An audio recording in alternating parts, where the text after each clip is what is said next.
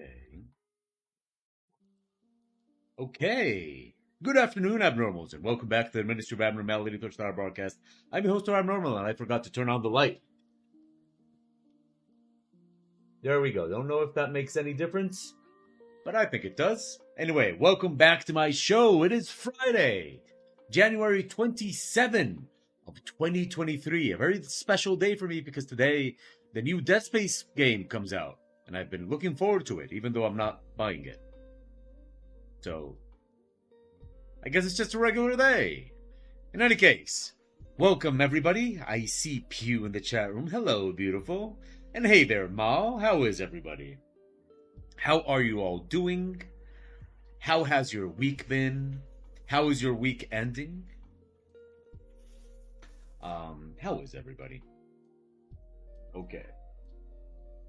Let's see. Regular day hype, yeah. Let's open up what we're working on today. I'm gonna wait, I need to. This is a little bit. Okay, you know what? No, let's. Even though it doesn't look perfect, I'm just gonna do the whole background remove.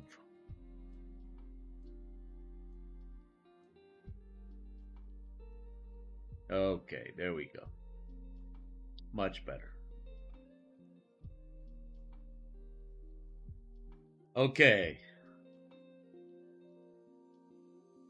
Yes, yes. But this one is actually called Mao's VIP. So it's not just that your business is spreading. You've actually got like a VIP for it and everything. So what do you think about that?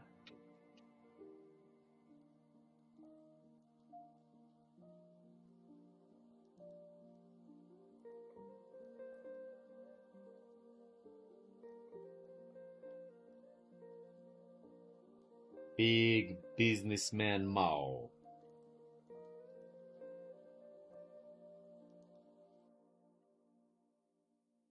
Yeah, this one was exclusive. This one was Mao's VIP.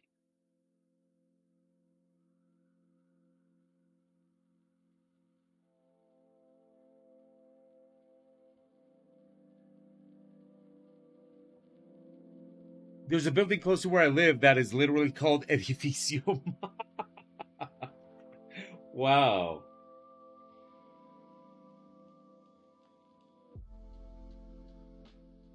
What I'm here wondering is, would you be against living there?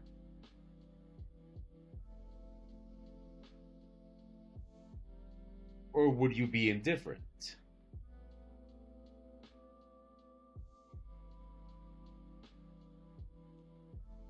Oh, you want to live so bad. Well, I don't know, Mao. Dreams can come true. It's a building, so I mean, people live there, right? So, how was your week, Mao? How were your weeks, and what do you have planned for the weekend? What are you up to today on this Friday?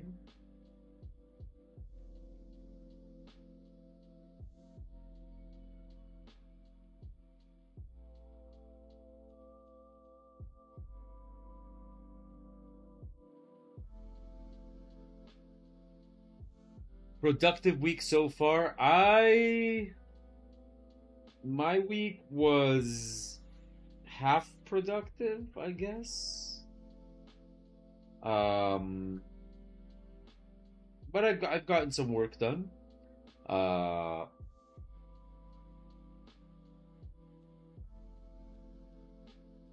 Sorry, I'm just here doing.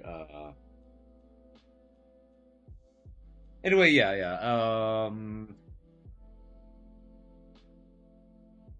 Yesterday afternoon we were just like too exhausted, both of us, so we just decided that we needed to take the afternoon off, and so we did.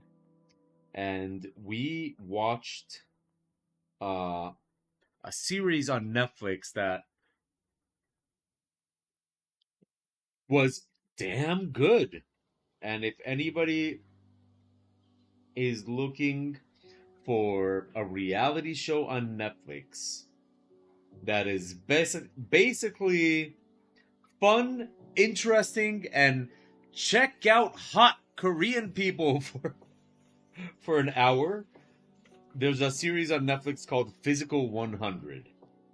And it is damn good. It is really, really good.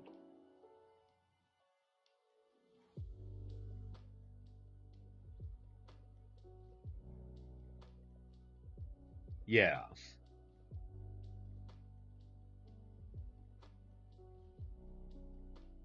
Oh, you did? Yeah, we saw it yesterday and we enjoyed it quite a bit. It was really, really good. I was actually quite frustrated that that it's not all there and that we have to wait for the next episode to come out. Well, what I can't imagine is how are they gonna it's so many people. And within two shows they showed like three fights. And it's 50 fights. So I'm guessing they're gonna skip a bunch of them or what? Like because and they're really entertaining to watch. So like I don't even want them to skip any of them.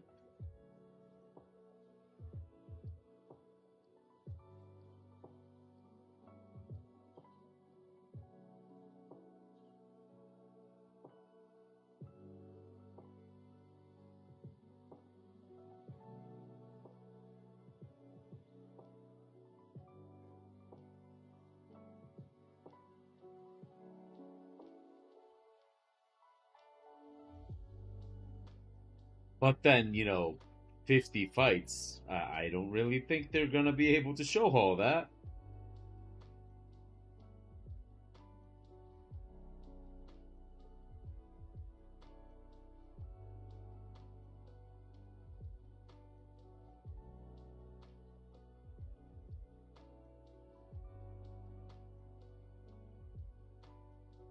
Yeah, I wanted the zombie dude to win. Like I really wanted the zombie dude to win. I was kind of bummed out that the zombie dude didn't win. I would have liked to see more of him in the but like in terms of how he was competing.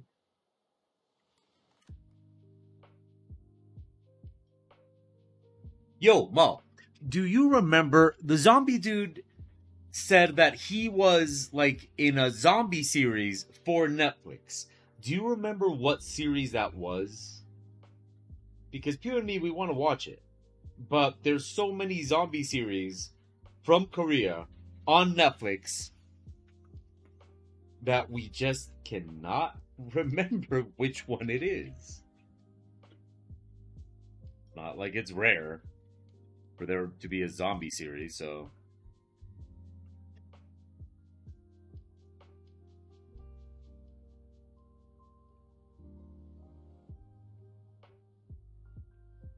which one is it?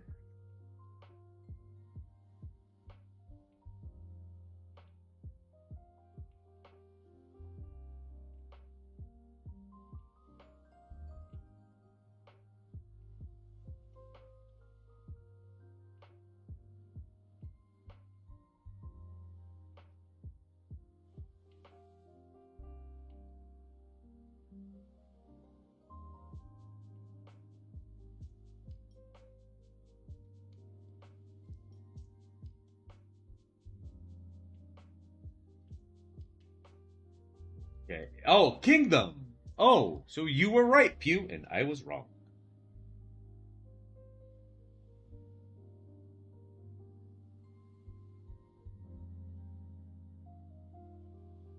Pew said it was Kingdom. I said it couldn't be because in the description of Kingdom it says that it's a historical thing. So I was like, I mean, you can't have a historical thing with zombies.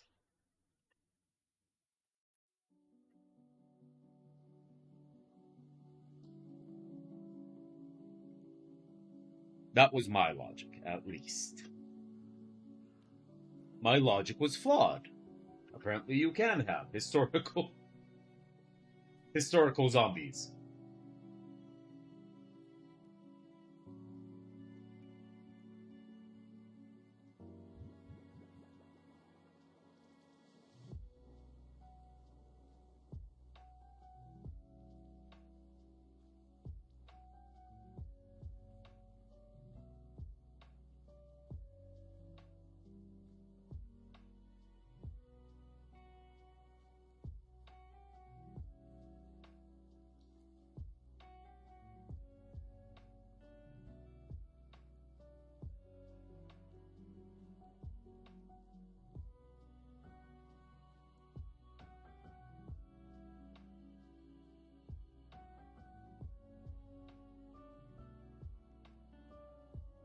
There's a movie about it. Yeah, Abraham Lincoln Vampire Hunter.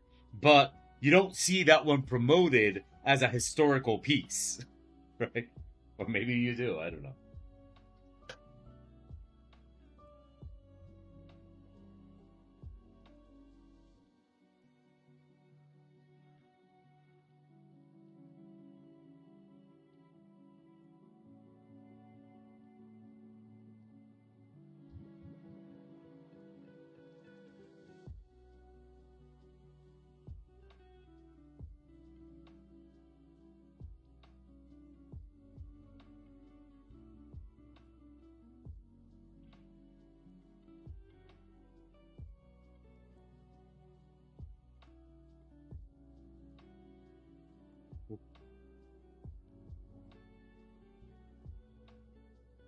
Okay, now let's polish this up a little bit. The motorcycle is absolutely great. It's awesome. Um, I feel like I'm getting used to it little by little, and every time I ride it, I feel a little bit more comfortable on it. Unfortunately, we haven't really gotten to have any like real fun on it because so far I've just been riding it this week, and most of it has just been, uh, riding in city traffic, which is not really that fun.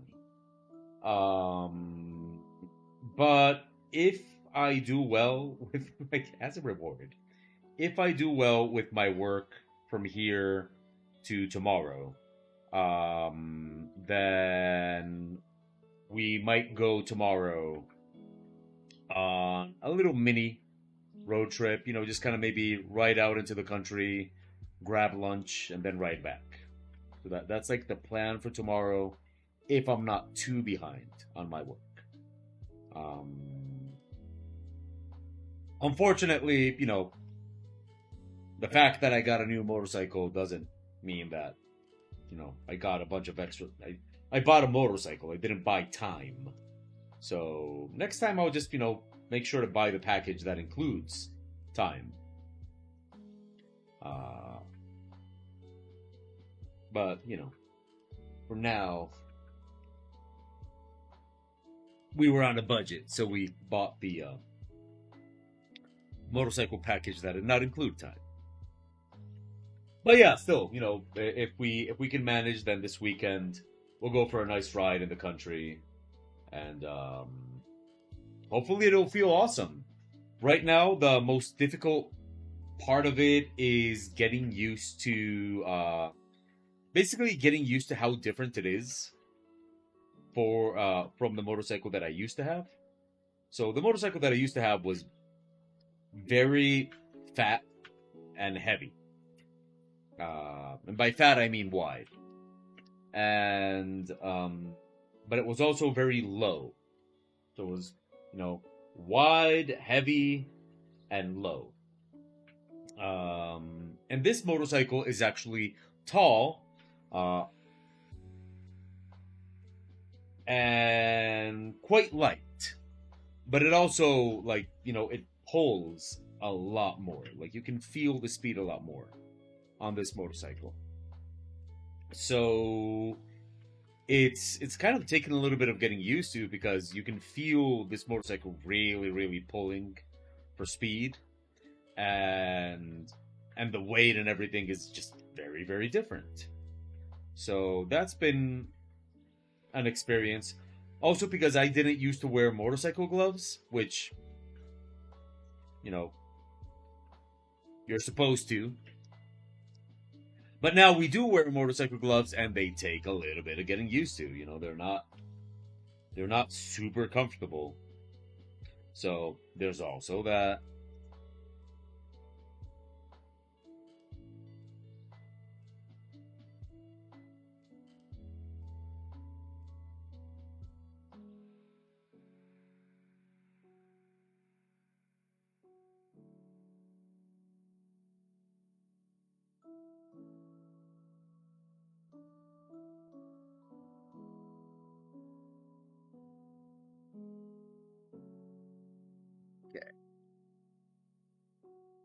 So yeah, that's pretty much been our week so far.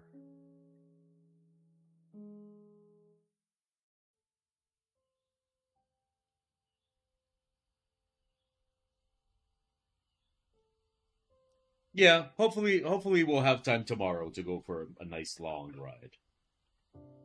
That is the plan. Um,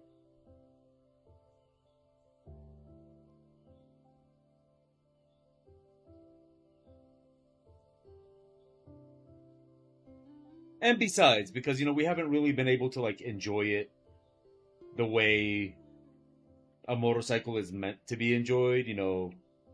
Like really being able to ride it and all that kind of stuff. I mean, we ride it, but we ride it in city traffic, and that's been like just you know constantly stopping, cars in the way, stuff like that. And it's not like we're gonna go racing, but we do kind of want to at least be able to try it out on the open road, see how it feels, how comfortable it is, how it behaves. And also, we need to start getting used to the road because the plan is to travel. So,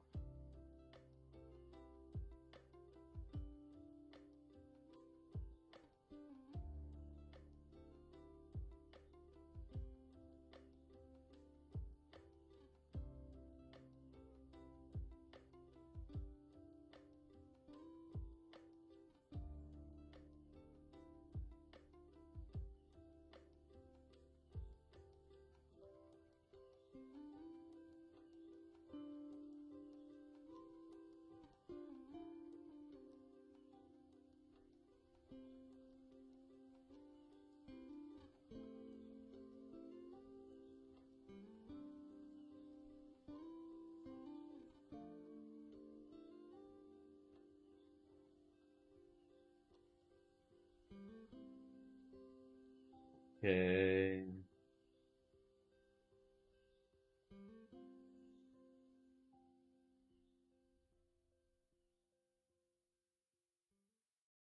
Dab, hello. How are you? How's your Friday going?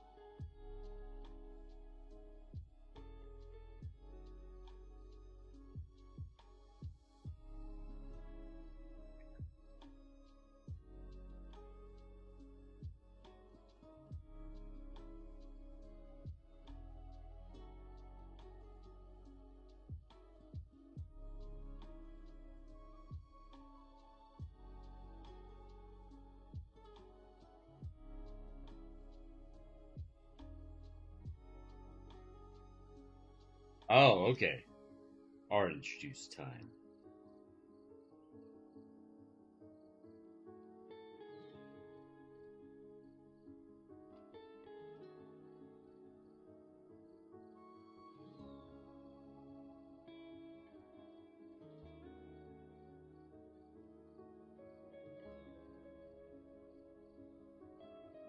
Okay, so what I'm doing here is I'm defining the areas where I'm going to have chainmail. That's also in the sketch, so I'm going to look at the sketch. Okay, this one on this side is also chainmail.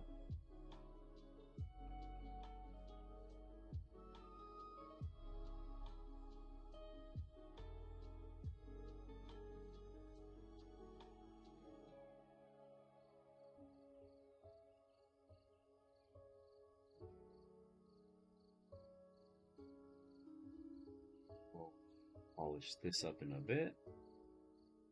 Let's go with, that needs to be bigger, but okay. Oh yeah, that worked. Okay. And we're just gonna pull out these little hairs right here. There we go.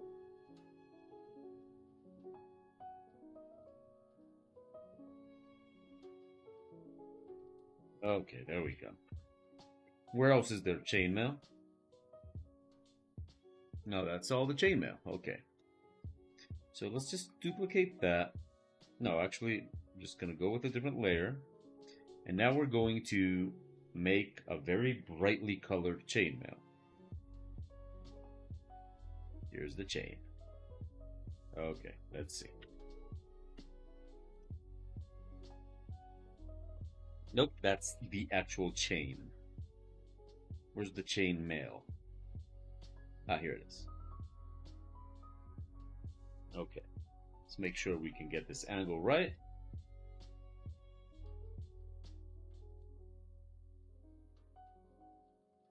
The spacing is too wide.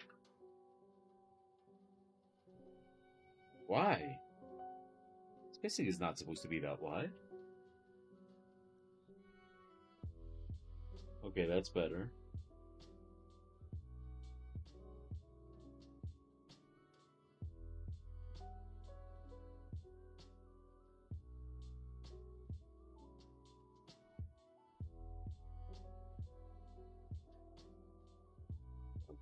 Here. Nope.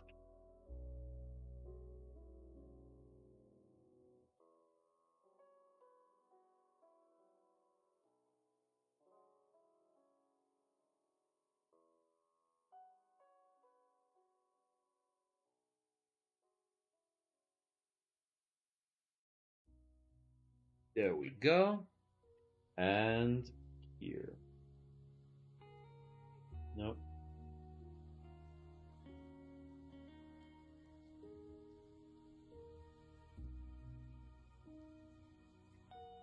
Are there any books or videos that you can recommend for me to learn better book covers or graphic novel cover illustrations, or even your own advice?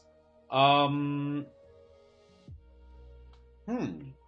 Well, I'm sure that there are, but honestly, not that I know of. I've never really read any books specifically about cover illustration. No. Um, but let's find out. Give me 1 sec, and we'll find out.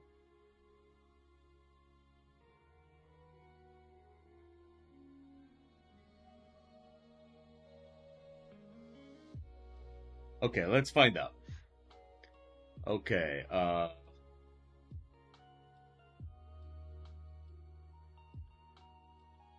let's see. Book cover illustration. Now, what I'm gonna do is we're gonna do a very simple search. Uh, hmm, uh, uh, maybe topic. We're gonna see who is talking about it. Right. Okay, so here we have. Wait. How to design a book cover, the ultimate guide. Let's see. No, this is just an article. No, it all just seems common sense. It all just seems common sense. from what I can find here. Uh, because what I'm seeing here, it's all a bunch of stuff that a graphic designer would know. So, that being said, I would say that really what you need, or at least what I apply, right? Like what I apply when I'm doing book covers is,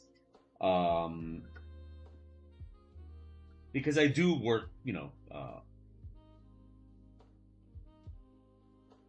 I don't just work a lot. Give me a second. Student is actually sending me a message.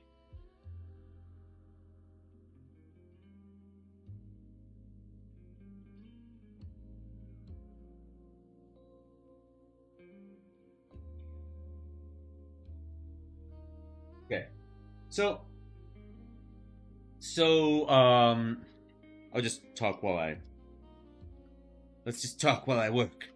Okay, so to me, the basic thing that I look for with book covers when I'm, for example, when my students are making book covers and stuff like that. So I've made plenty, and my students have had to make plenty for me. Is basically, so the first thing you need is you need to be very aware of the requirements, right, of the client. So in your case, if I'm not mistaken, you're looking to focus on comic book covers, right? If I'm not mistaken there. So if the topic is comic book covers, one of the main things that I do when I'm doing a book cover is that I have to take into consideration uh, the requirements of the cover. So, for example, in the case of what I'm doing here, Amazon, this is a book that's going to be published on Amazon, right? So Amazon has its own list of requirements. I'm going to show you actually. Amazon book cover template, right? And so when you look at, for example, what Amazon has for its books, for different types of books, Amazon has these templates, for example, here, right? So, give me a second.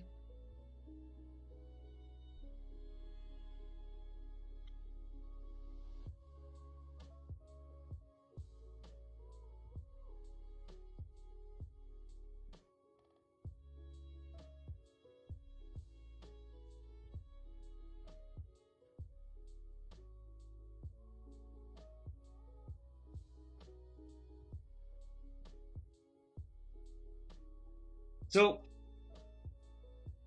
so, for example, you find this when you're going to be working with an Amazon book cover, and it's going to have conditions, right? So, as you can see, it has where the barcode is supposed to be. It's going to have all this kind of stuff. Now, give me a second. I'm going to show you something.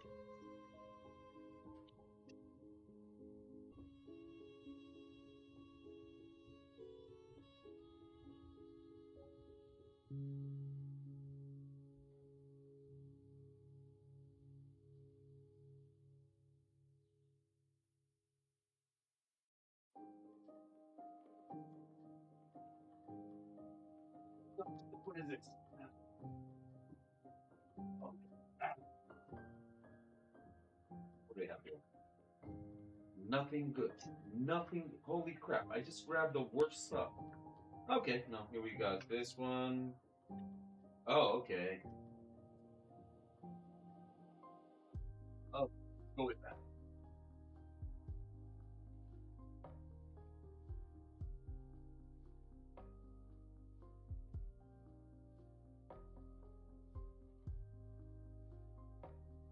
So, if you're going to be working with book covers and you're going to go with comic books, then my suggestion would be to actually grab some of the comic books that you want to work on. Now, I know that Superman is not one of the ones that you would want to work on. I know you're more of a Marvel guy.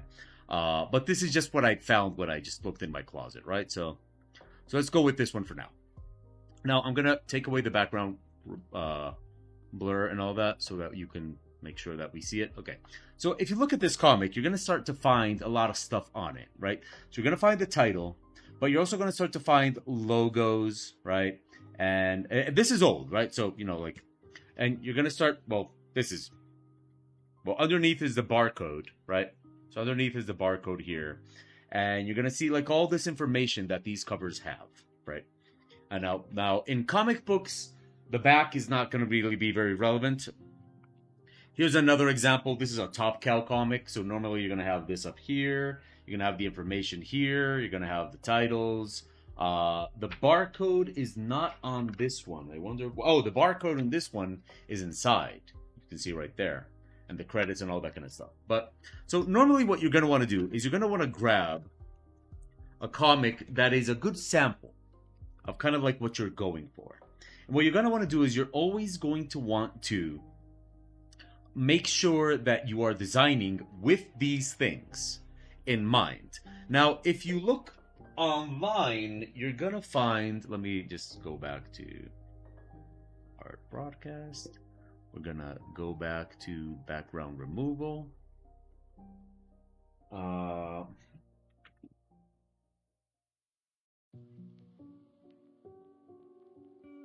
Okay. So, for example, if you look at online, you're going to find something that is... So, for example, you're going to find these things. I'm going to show you right here, right? So these are empty comic book covers. And you're going to find a lot of them. See that? So, for example, Spider-Man, which I know you're into. Now, you can actually open and see this is an empty comic book cover Marvel. And as you can see here, it's going to have like a bunch of stuff that would allow you to actually work on these.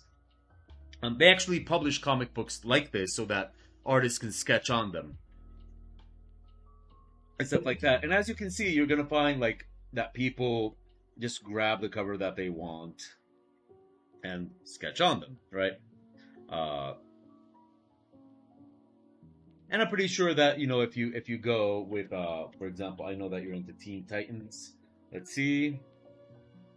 Look, like you can probably get, but the Teen Titans are not Marvel, so okay. So you can see, like, you can find the empty comic covers for those. And so my suggestion would be, like, yeah, actually grab one of those and work on that. And the reason is because you want to always make sure that your comic cover is taking those ideas into like it's taking those aspects of it into account, because it's no good, like it's no good for any company or anything like that to have this amazing comic book cover that just doesn't really adapt to what they need it to be or what they need it to do. So that on one hand, and that's going to be very important, and you're always going to want to like have that in mind and keep that in mind. Don't forget those kind of things. On the other hand, there's other things that you want to keep in mind, and that is the basic rules of composition, which you probably already know. But if not, I would definitely suggest that you brush up on your composition rules. Why? Because what you want to do is you want to absolutely make sure that when it comes to readability and directing the viewer, right, you're taking the viewer where they need to go. Now, for that, you're going to always want to make sure that you're getting the most interesting. Hello, Mr. Mocoristador. And hello, Brain Absolute Zero. So, when it comes to that, you want to make sure that you are absolutely using the basic principles of angle, direction, contrast, focal point. All those kind of things are things that you're going to want to make sure that you are keeping in mind with your cover, because your cover has to direct the view, right, of the reader, right? Like your cover has to be something that the viewer knows where to look. So for example, if we were to look for best comic book cover, you're gonna start to find a lot of different situations. So if we look at the best comic book covers, let's see. Look for an article there. Let's wait.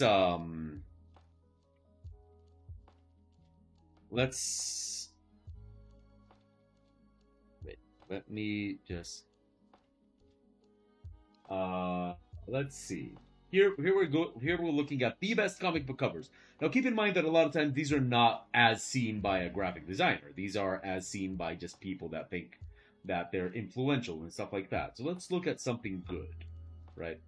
Um, let's look at something good. Like you're gonna have comics that that break rules and stuff like that.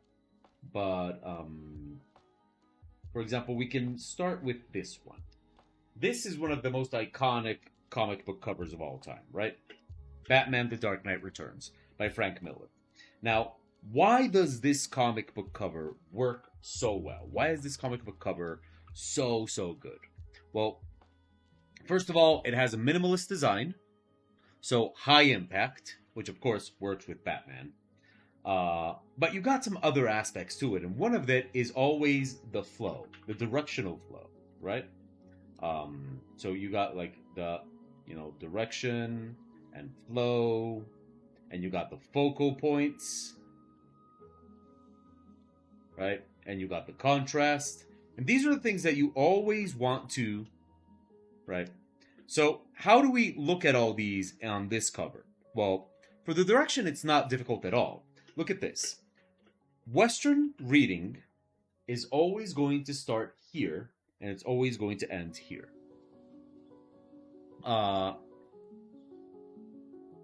It's a very common mistake for people that are maybe very much into manga and stuff like that to use the manga direction of things, from right to left in something that they're planning to publish in the West. And the reason that's such a huge mistake is simply because we don't read that way. And composition in the West is not going to work from right to left. So it just doesn't work. So if you're making something that is to be read in the West, you use left to right. If you're making something that is to be read in the East, right to left. And so here, we're always going to start up here in the left, and we're always going to end over here. Now, when the person reaches this point, right here, the very end, they should be ready to turn the page, right? So, look at the composition here. We're starting here, and look what happens. Look at this line. See that? See that line of action? It's taking me right over there. It's so simple. It's like so brilliantly simple. Look at how it just takes me over here. Of course, it's taking me to this area here where I'm going to read Frank Miller and stuff like that. Now, one would say, what about the title? Well, this takes me to the title. And this is called tension, right? We have this direction here, and then we have this direction kind of contradicting it. And that generates visual tension, right? Now, that in terms of direction and flow, right?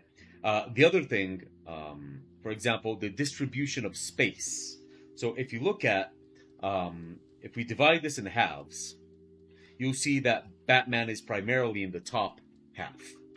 Now, what that normally does is empty space in composition expands, right? So if you have empty space here, that space is going to expand. And so whatever is on top of this gets pushed upward. It becomes unstable, right? Yes, thank you, Mo. That is actually an idea that I should apply. Thank you. So this is going to push up, and now Batman is unstable, which makes sense. He's in the air. So having the empty space underneath him makes him feel more like he's in the air. And Mr. Frank Miller, in who is like is or was very good at what he does. I say because I haven't seen his work in a while. Adding this vertical here with the lightning is quite brilliant because it makes everything feel taller, right? Horizontal things are going to make everything feel wider. Vertical things are going to make everything feel taller. So he makes it feel taller. Batman is more in the air. Now, if you look at focal points, it's actually quite simple. Batman is right here in this third. Very, very, very simple. And since we're going with a minimalist design, we don't really need much more than that. We got this third. Batman is right there. Super, super, super simple. And the contrast is like very easy to understand, right? Like you just got the dark silhouette of Batman over that. Super simple to understand. Now, of course, this is a very risky cover. This is not going to be your average comic book cover. Not everybody gets to make a comic book cover like Frank Miller made, but that's because not everybody is Frank Miller, right? But let's look at another very iconic comic book cover from another one of the greats, Jim Lee. Now, the thing about doing comic book covers is that you, as an artist, are normally going to have to deal with this shit, right? Like, you're going to have all this stuff here, and this is going to get in your way, and you have to deal with that. But a lot of times, you're going to do, like, little details like this, overlapping elements, are going to give a sense of depth. And they don't really have to make sense. Look at this. Batman's head is going over, but then his cape, this part of the cape, that would be even closer to me, is still going back. So it doesn't really make a lot of sense. Now, I have to admit, I would have probably just done this. Right, like that. That's what I would have done. So that Batman looks like he is encircling. See, like now it looks like the Batman logo is within what he has right there. But a lot of times, the people in charge are not going to want you to do that, right? So he can probably get away with covering. And I don't think Jim Lee was in charge of DC back then. So a lot of times you can get away with this much, but you're not going to get away with covering it too much. So you definitely want to respect the title. And normally you're going to want to keep the title up here. And the reason you're going to want to keep the title up there is because normally if you look at a stack of comics, well, classic layout of a stack of comics, because, you know, things have changed. But if you look at, like, you know, you got a box and you put the comics in there, and they basically end up stacked like this. So the titles, they end up here. And that's why you always want to make sure that that title is visible in that upper portion, because that's what's going to be seen in a stack, right? That's what's going to be seen when you put it there. So you always want that kind of situation right there. Now, in terms of composition, you're going to have some pretty interesting elements. The direction of Batman in this case is going over there.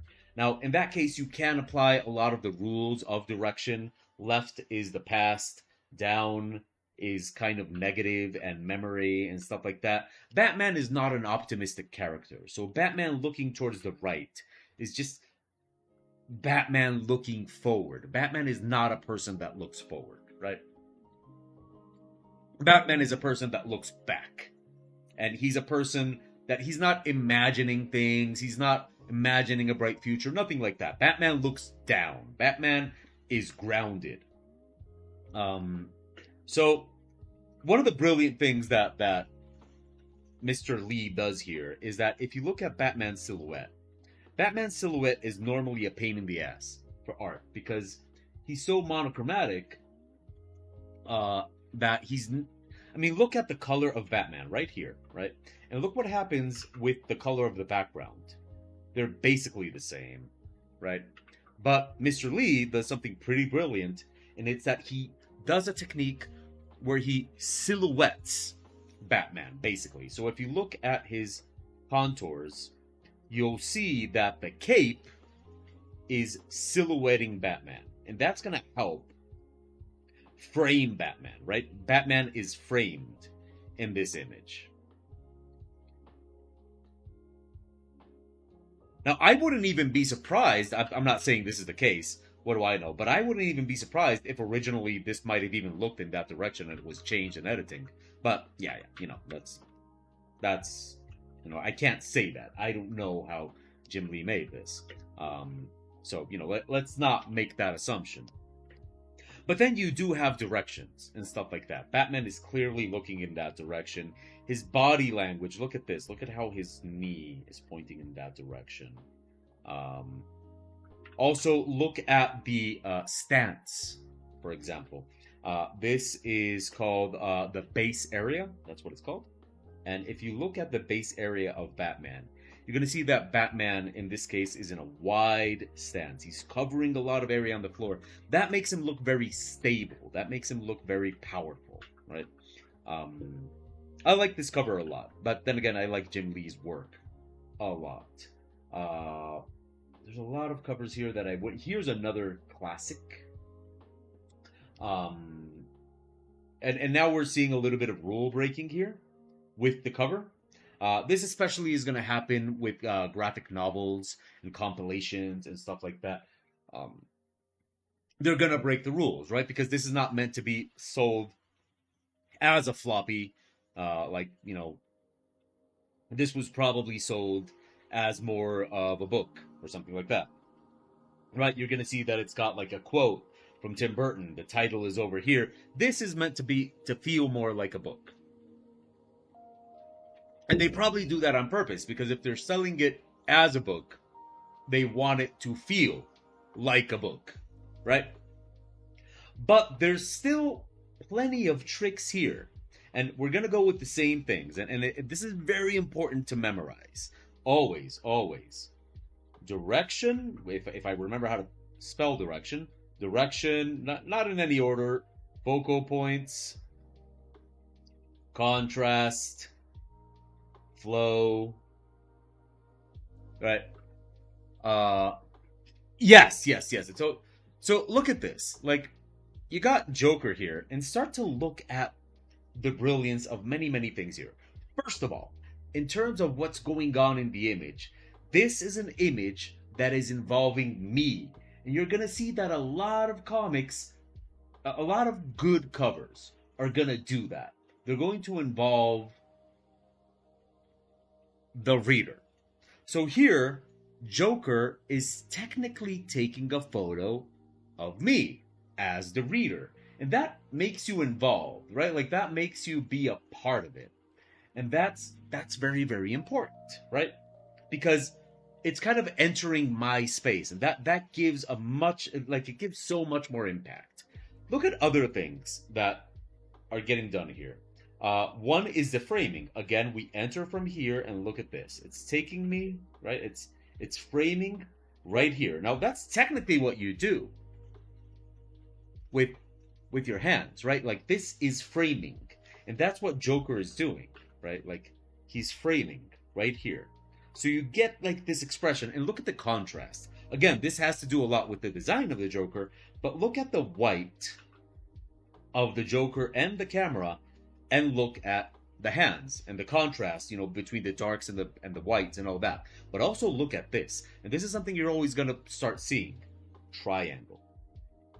See? Triangle is a compositional tool that you're going to see used a lot, right? Now, when looking at covers to use as study material, do keep in mind that you always want to differentiate between a good cover and an iconic cover. And I'm gonna explain that with some that I know is gonna hurt you a little bit. And it's this one, for example. This cover, no disrespect, but this cover is more iconic than it is good, right? This cover is breaking a lot of rules, but not breaking them in the cool way. Look at this, for example. Now, centered things, centered elements in your image are very, very delicate, and you want to treat them with a lot of respect. But look at this. One of the basic rules of composition is you either center it or you don't. But almost centered, just slightly off center, is very, very uncomfortable to look at. And if you look at this comic book cover, it is almost centered. Almost. But not quite. Right? And that makes it really, really uncomfortable to look at. Now, the thing is, this is a very iconic comic book cover, right? Like, if we just center it, suddenly it works a little bit more, right? Like, just, if you're gonna center it, you center it. If you're not gonna center it, you don't center it. It's old. I mean, let's also, it's old. But this is where I say, like, try to make sure that you can differentiate between good cover and iconic cover, because iconic covers are linked to the value of that comic as far as like beyond the cover, right? Look at this one. This one is brilliant. I love this cover. This one here, right? Look at this cover. It is beautiful. It is absolutely beautiful. And look at it. It's so simple. And that's one of the most important things about comic book covers. Not necessarily visual simplicity, but impact, readability, and speed. You can't expect a person to take half an hour to get your cover. Like, this one has so much stuff to look at. So many details. So many things. But you look at it from far away. Hello, hooded artist. You look at it from far away and look at how it grabs your attention. I mean, look at those three covers, and that cover grabs your attention from far away. This cover is calling to you. Once you go up close and you look at it, oh wow, there's so much stuff to see. But from far away, it calls you. And that's very important with comic book covers. Why? Well, originally, they're meant to be in a store. You go into the store, you look at the comic book covers, and one of them is going to call to you, right? One of them is going to go, hey, look at me. And that's what you want, right? That's what you want with the comic book cover. You want the comic book cover to call at you from where you're sitting. From where you're standing or whatever. Let me see another one. There's so much good stuff. Because there's so many, right? Look at this one. This is beautiful. Wait, no. Let me get a bigger version of this.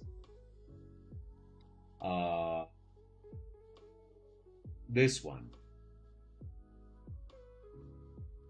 I mean, look at this. This is such a beautiful cover. Let's analyze this one.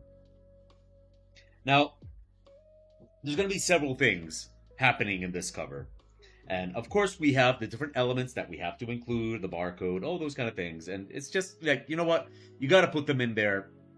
Just deal with it. But look at this. Look at the direction that we're going in, right? Look at this. Look at how this flows. And then you get like this little detour here, right? This little detour here. It's almost like framing this area here for Catwoman. But see how the direction flows? Also look at the angle. The angle is very, very appropriate with what has to do with Catwoman. Let's ignore the fact that Catwoman basically broke her neck to look back at the camera, because the human neck doesn't really bend that far back. Like, you can't really twist your face that far back if your shoulders are like that, right? Like, there is a little bit of an anatomy problem here. You don't really turn that far back. But it doesn't matter. It doesn't matter. Why? Because she is looking at the camera. And here's something that you also have to keep in mind for your comic book covers, and it's body language. Now, if you want to learn more about body language, I do have 2 books that I want to recommend. And those 2 books would be one book that is called What Every Body is Saying. Um, that is an excellent book to learn about body language. And the other book that you will want to learn about body language, uh is called How to Make Friends and Influence People. That one is pretty old, but it's very very good. So you're gonna want to check out what everybody is saying and How to Make Friends and Influence People. I think that one is by Dale Carnegie, the second one. The first one, I forgot what the name of the author is, um, but it's actually my favorite of the two. It's an excellent, fascinating read. By the way, it's uh, uh,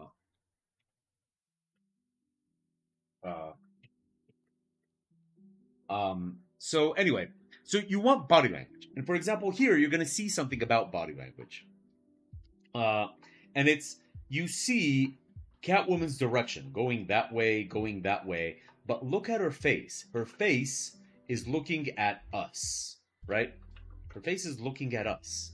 Now, what that does is that is contradicting language in the directions of the body. And that is a trick that you are going to see with most models. I'll show you. Best model covers, maybe? Let's see.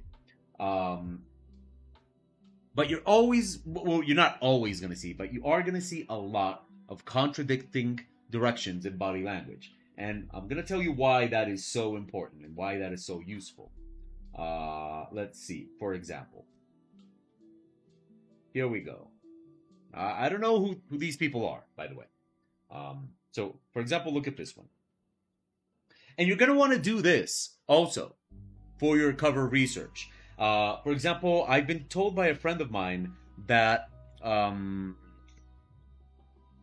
JoJo's Bizarre Adventure, that the artist, that he actually uses images, I think, from Vogue to inspire his poses and his own covers. So, I mean, hey, there's that. I don't know if you're into JoJo. I've never actually seen it, but I know that. Now, look at this. Look at the body and its directions, right? Look at that. Look at that.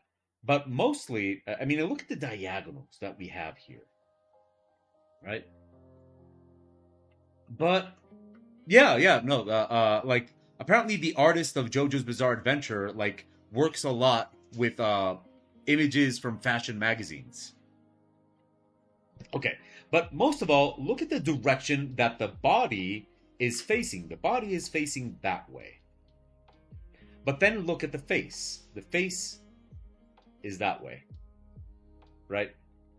Body is going in one direction, face is going in another direction. And you're going to start seeing that a lot, especially in covers that are trying to be flirty, right? And it's kind of a once you see it, it becomes so obvious you can't unsee it. Look at this. Looking at me, body is looking that way. And the whole message behind this is I'm into you, but I'm leaving. Right? That's it. Like, I am into you, but I'm going that way. And that generates a very interesting sensation that becomes very attractive. It's very, very attractive. And look at how they apply it right here. See? She's looking at us, but she's going that way. She's looking at us, but she's going that way. Right? I'm into you, but I'm looking at you over my shoulder. My body is going the other way. That generates that contradiction, which makes it very, very, very attractive. Wait a minute.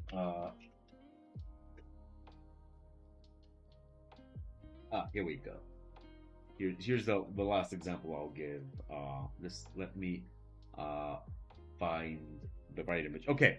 And the other thing, of course, is the angle, right? You want your cover to kind of tell a little bit of a story, but you don't want it to tell too much of a story, because if it tells too much of a story, you're kind of going with that old school comic thing where the first the cover was almost like the first page of the comic, and they were like talking on the cover and stuff like that. like we don't do that much anymore, although I have seen it done uh uh a few times. But that's not very modern design. So wait a minute, I'm looking for one to show you. It's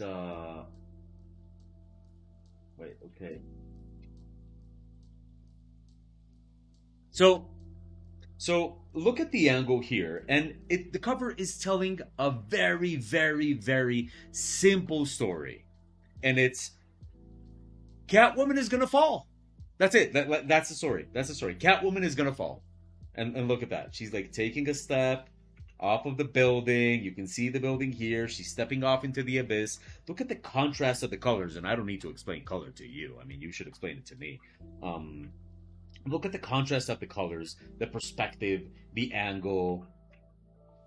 Catwoman is gonna fall, right? Like she's stepping off the building. Now, of course, in context, we know that this is not a problem for Catwoman, right? But it does generate this moment of tension, and that's something very important in covers. And it's that covers will have the moment, right? So you want to make sure that you got that moment, and that moment is going to be now, before, and after, right? Which is pretty simple, right? That's a pretty simple concept to understand. So what do you want to do?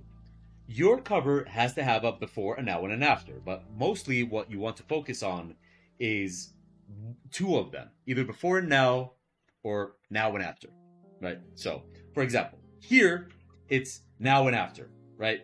Catwoman is now here, after she will be in the air, right?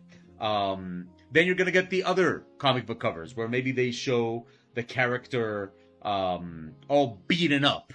And it's like, oh, okay, now the character's here all beaten up. Before he was getting beaten up, right?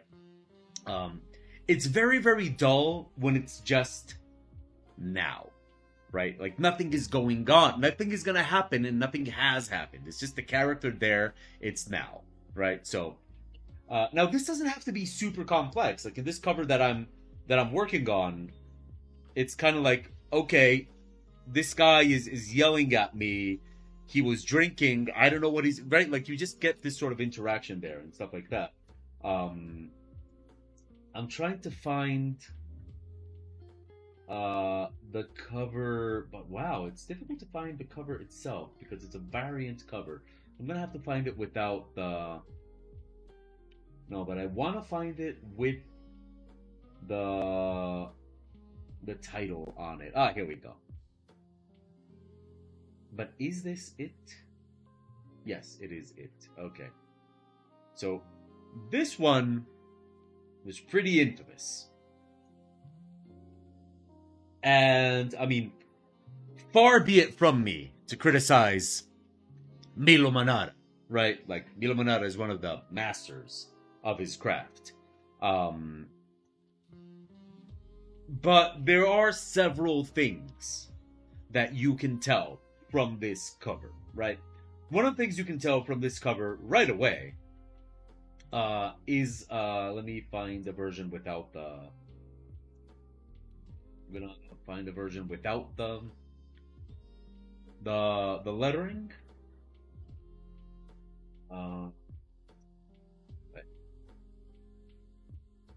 Okay, there. Okay, so I mean, what? So look at this. So one of the things that is very clear, and again, you know, we're just working off of assumptions here. What I would say as a graphic designer is that Mr. Manara probably designed this. Okay, so one of the things is the sexualization and all that kind of stuff of Spider-Woman is pretty much irrelevant to this conversation, right? But look at this. Mr. Manara clearly designed this without this.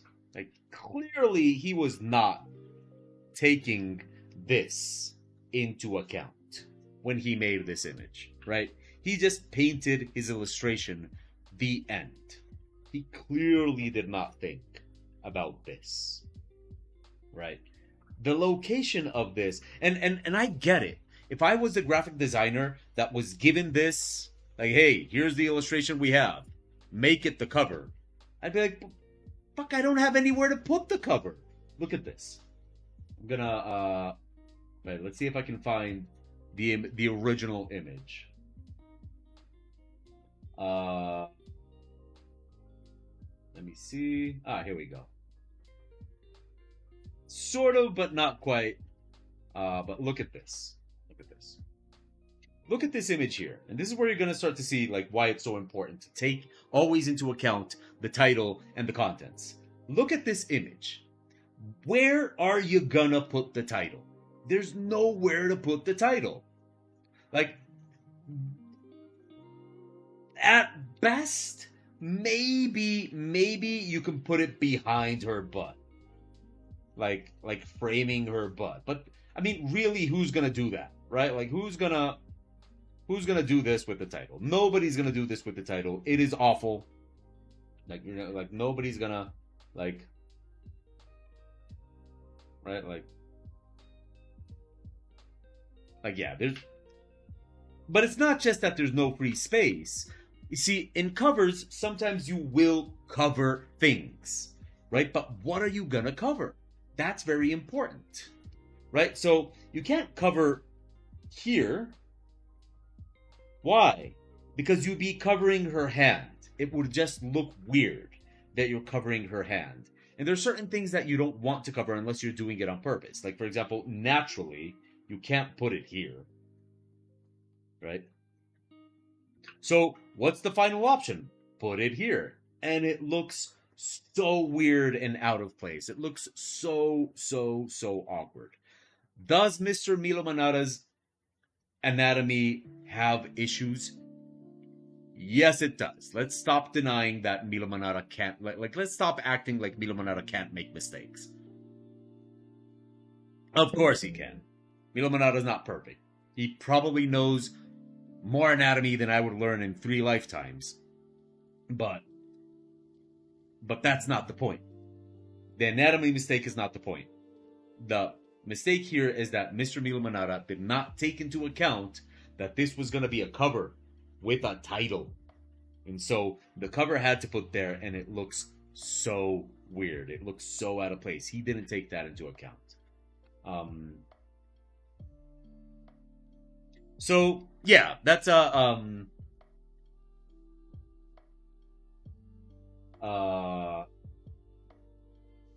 you know what it's like with me. You know, I just get carried away with these kind of topics. But that's pretty much the like the deal when it comes to designing covers. A cover. Oh, thank you, Pew.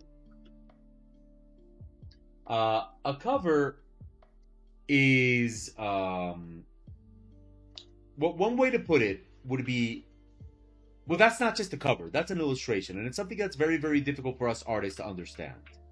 And it's that illustrations are supposed to have a purpose. They're supposed to serve a purpose, right? And otherwise they're just an image, right? They're just, you know, whatever. An illustration is supposed to serve a purpose, and a cover is supposed to do what you need the cover to do. It's supposed to sell the book, and it's supposed to work with the other elements that are supposed to go on the cover. And that's very important. That's what's going to make a cover artist stand out from people that, you know, maybe don't know as much what they're doing or stuff like that. That's going to make you stand out. The fact that as a cover artist, you can actually work with the title and make it look good, and make it look good and sell the book. That's what you're doing. You're selling the book. So yeah, in conclusion, work with one of those empty covers and take the challenge of working with the title, with the contents of the cover. Use the composition guidelines, you know, direction, flow, all those kind of things, and then, you know, just do what you know how to do. You know, it's the rest is just having fun with it. Yeah.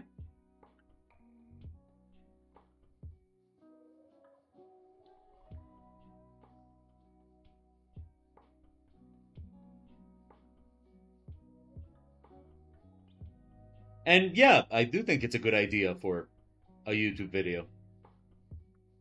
Um,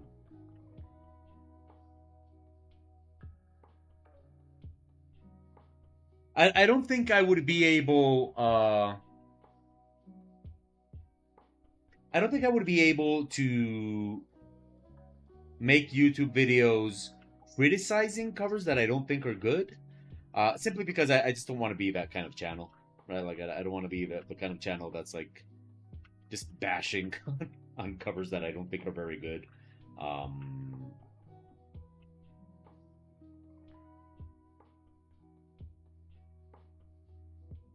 uh, Wait, did I see channels or covers? Well, whatever. You know, the principle stands.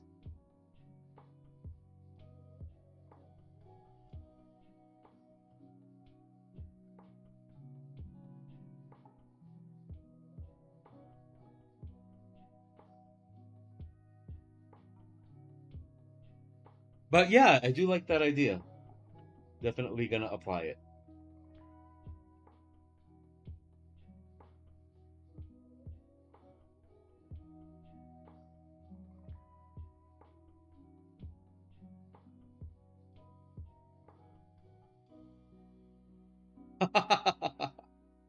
Well, uh,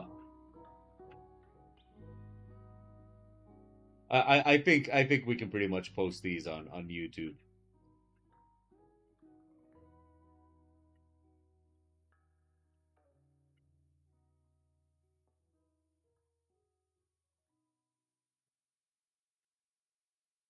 Well, now you guys are just flattering me.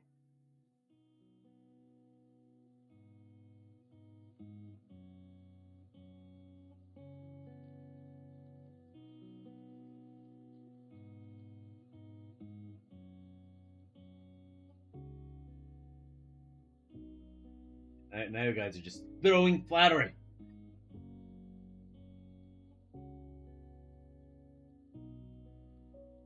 But yeah, let's do that. I do think it would be a nice topic for a YouTube video.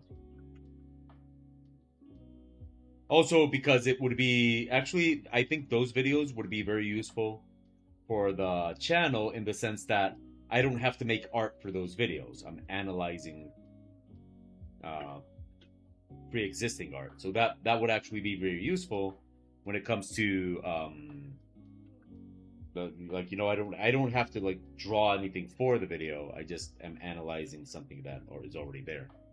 Um, so that would be a video that's relatively easy to make.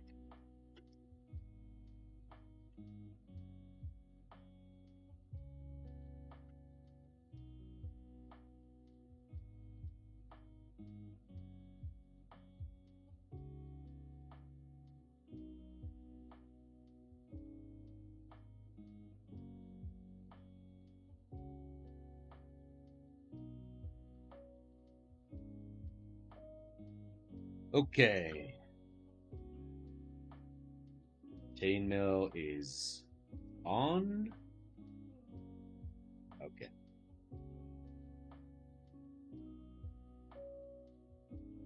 Yeah, I didn't know that.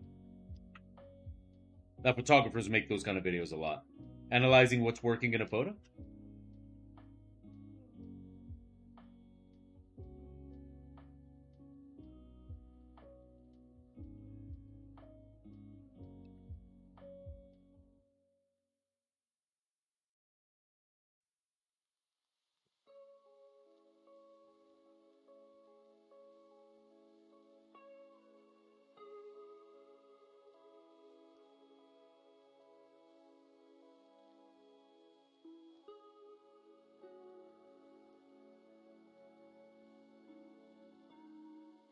Okay, and now we're gonna.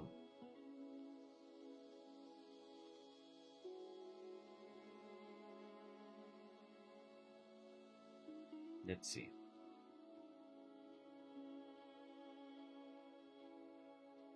Hmm. Would be a nice. It would. Oh, I'm liking this idea more and more as we talk about it. But also because it's like a very nice opportunity to, uh, like pay homage to the artists that we admire.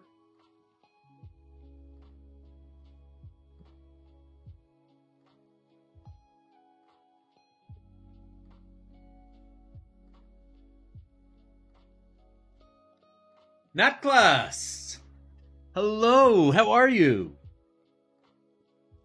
How was your Friday?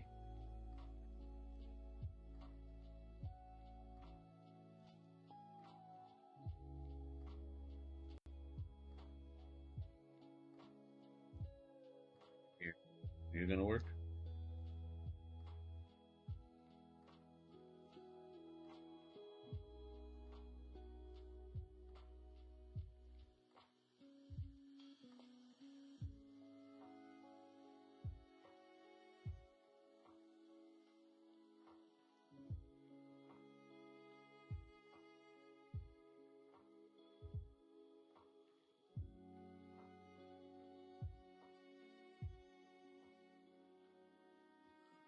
Not bad. Been a busy week and still have a lot to do before the day is done.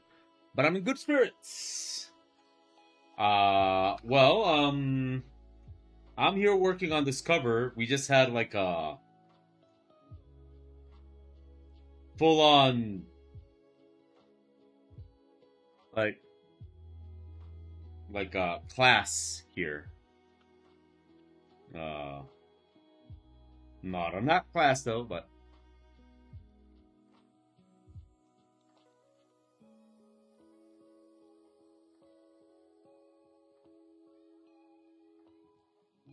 aren't you taking long to do stuff today, Clip Studio Paint?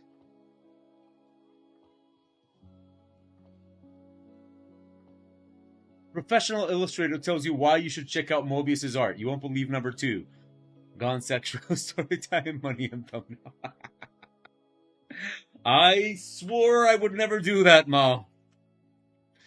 And I will stay true to my word. I swore I would never do that. I know I've said this before, but I absolutely, okay. I absolutely hate it when people do the whole professional illustrator looks at. You know what other one I hate? Now,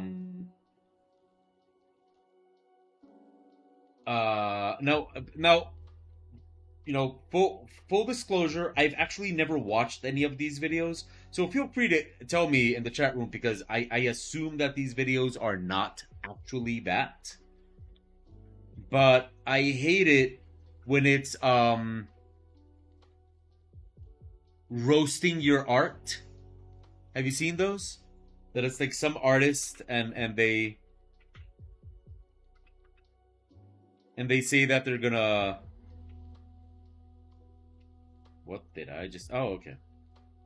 Like it's like some artist and they say that they're gonna like roast your art and they like, oh, roasting your bad character designs and oh, I can't deal with that. I can't. I just I have to assume that that's not actually what they do in the video. I have to assume that there's no way that that's actually what they're doing.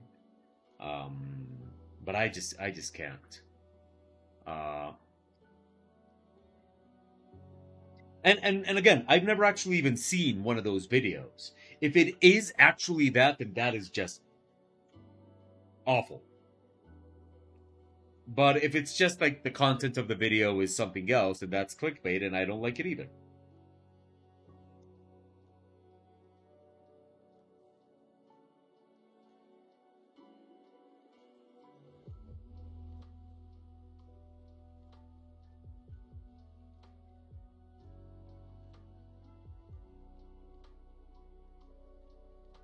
So, yeah, I don't like those. I don't like those.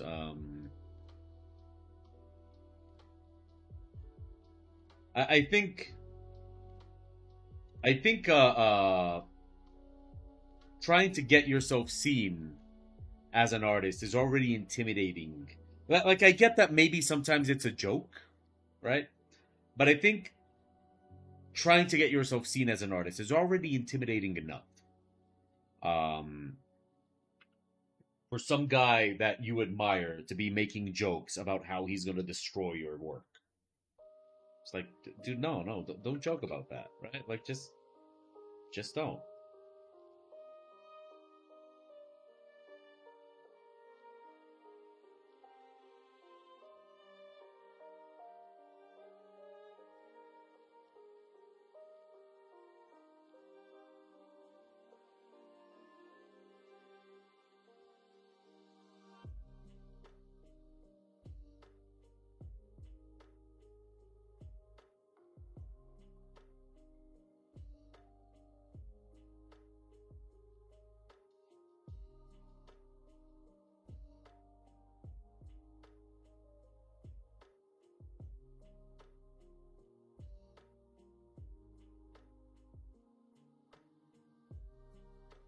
It is hot today.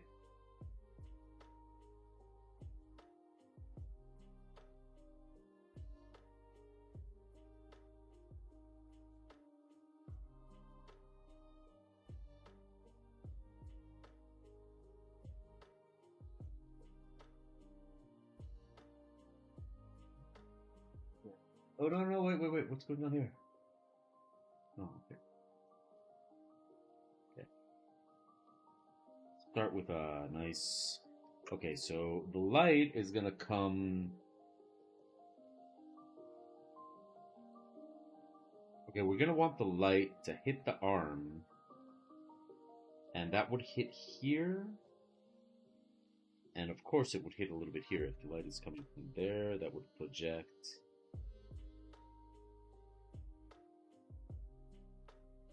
We get the whole axe to be all lit up.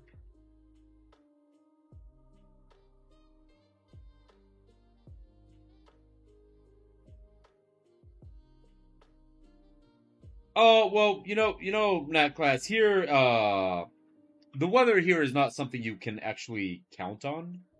So, like these days, we're getting very, very sunny and very, very hot. But I can assure you, in a week or so, we're gonna get another temperature shift. That's just the way things are here. Temperature here is not like a permanent thing you can depend on. It's just it fluctuates. This week it's spanking hot and sunny and all that kind of stuff. And next week it'll be rainy. You never know.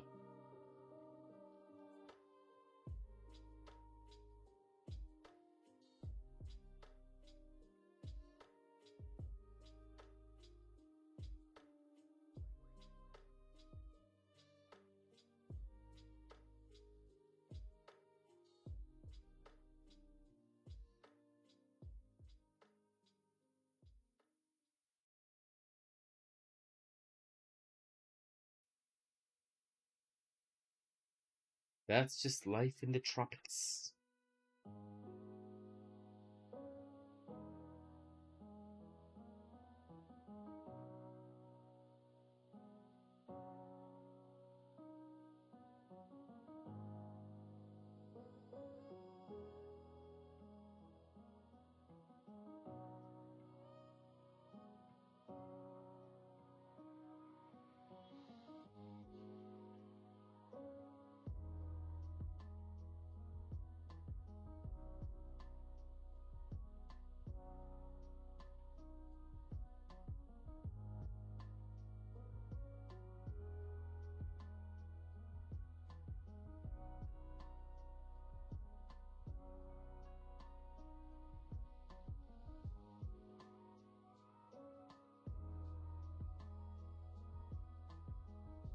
Okay.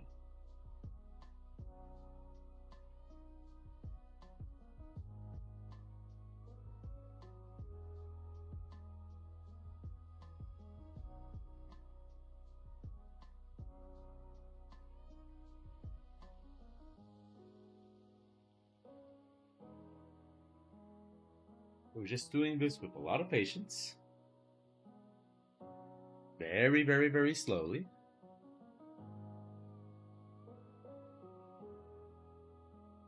very, very, very slowly.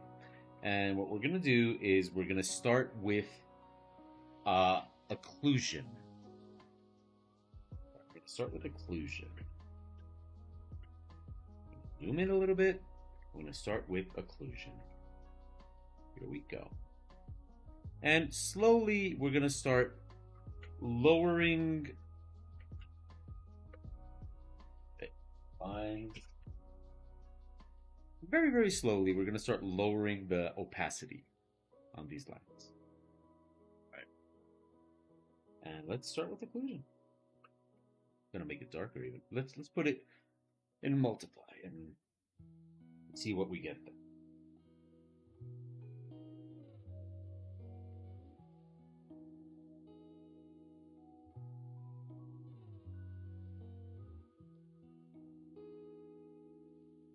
Well, thank you. I sorry. I enjoyed working on this line art quite a bit. It was fun.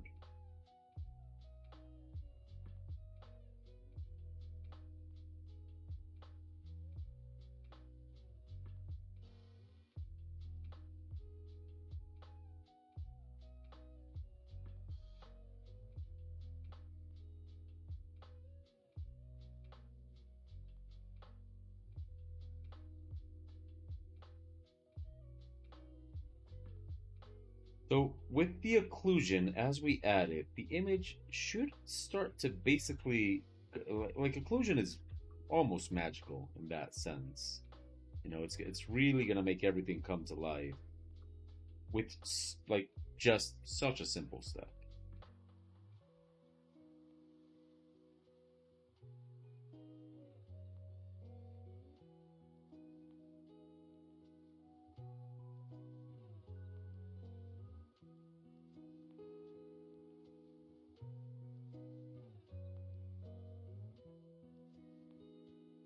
Gonna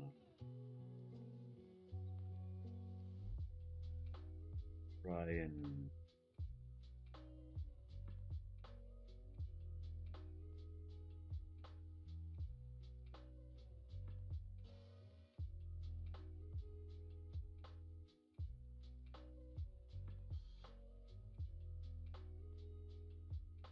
very, very, very.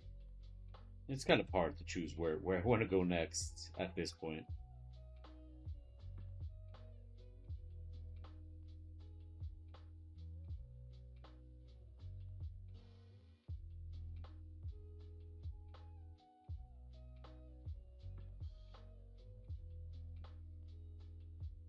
Oh, thank you. I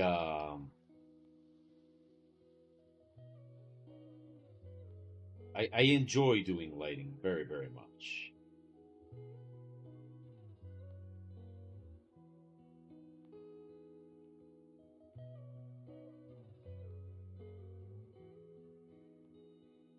Have I played any new video games lately?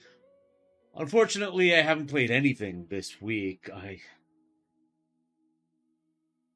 The only video game related thing I did this week is that somewhere online I had read that Final Fantasy 15 looked great with an RTX video card. And so I've kind of been like seeing which one of the games that I've already played that I already have look great uh, with the RTX video card. So I was like, oh, I've already played Final Fantasy 15, but I mean, that game was beautiful on its own. I want to see it with RTX, and I installed it, and it doesn't have RTX. So, so either they were talking about some mod, and I failed to read about that, or I don't know, or I misunderstood. You played Journey? Oh, Journey is one of my top tens. Absolutely, Journey is one of my top tens.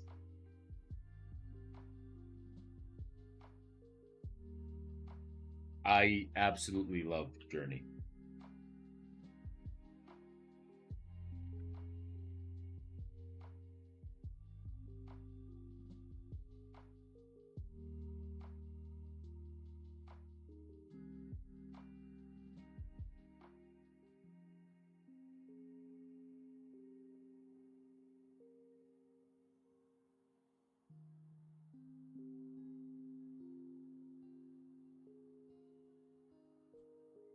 I'll tell you this much, Mao. If I understand correctly, you did play Apsu, right? Uh, you did play Apsu, right? So if you played Apsu, if I recall correctly, you didn't quite like it. Um, I played Apsu as well, and I can tell you that Apsu and Journey are not not as alike as people thought they were. Like Apsu and Journey are so different.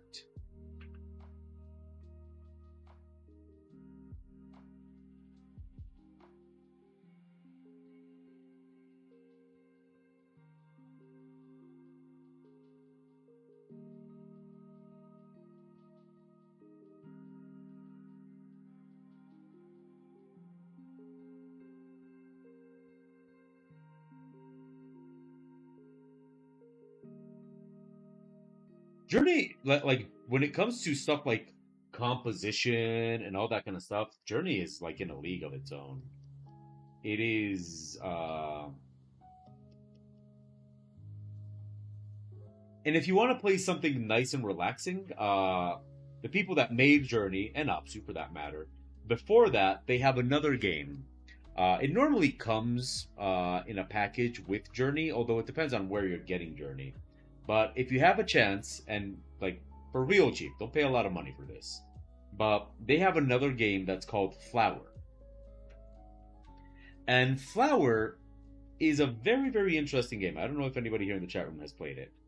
Um, but Flower is a very, very interesting game where you that is like that is floating in the air.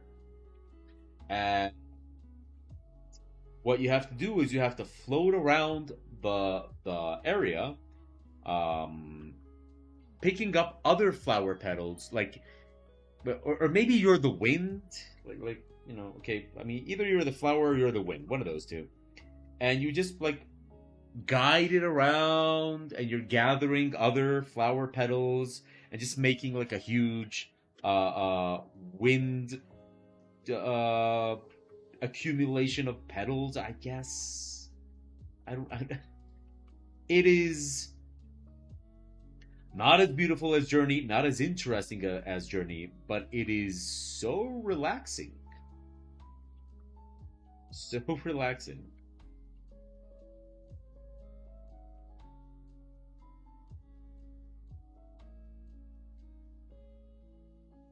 And the other game that I think is very, very good for relaxing, and it doesn't look pretty at a first glance because it is very minimalist graphics. Wait. Uh, um, it doesn't look as impressive because the graphics are like these kind of minimalist graphics. But there's another game called Proteus with a P, like and Proteus. And that game is also a relaxation game. It's also just a game that you play and you just relax while you play it. And that's it. It's a lot of people think that that game is just about walking around and that there's nothing to do. And the truth is that that's not true. In Proteus, you start to walk around this island, and the island starts to react to you. It just reacts to like the stuff that you look at. It starts to react to where you go and stuff like that. And those reactions are not like challenges or enemies or monsters. It changes the time of day, that kind of stuff. And the game is very interesting because you start playing it, and it's just, yeah, you know, in these minimalist graphics with very bright colors, you're walking around this island, and then suddenly you see a frog, and you're like, oh, where's that frog going? And you just go after the frog, and then you see a butterfly, and you go around chasing a butterfly. It's the game is like that. You just end up running around chasing a butterfly or a frog, and but as the game advances, as the game, like as you start to see more things, and and look at more things, like the game starts to change, and you start to see like, oh, like there's a star that fell from the sky. It's really, really weird. I've always said that I don't smoke weed, right? Like I don't smoke weed. Um, but if you do play Proteus, that game has got to be like a trip. If you are like high, like when I was playing that game, I was looking at it and thinking, man, if somebody's playing this high, this has got to be like a trip. But I don't smoke it, so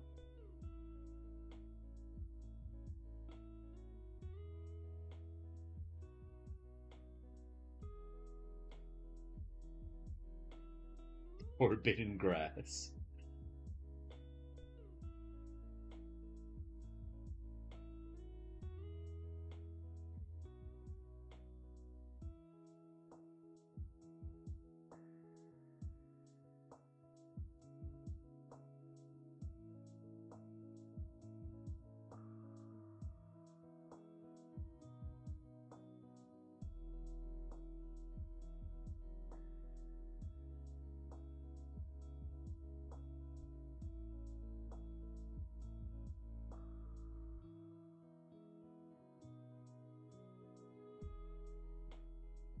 There's supposed to be a very beautiful game for free on Epic right now called Adios. Um, I mean, I don't know what it's about or anything, but my favorite uh, video game YouTuber, Skill Up, he recommends it. It's supposed to be like one of those weird indie experiences and stuff like that. It's called Adios, and it's free on Epic, so that's difficult to argue with.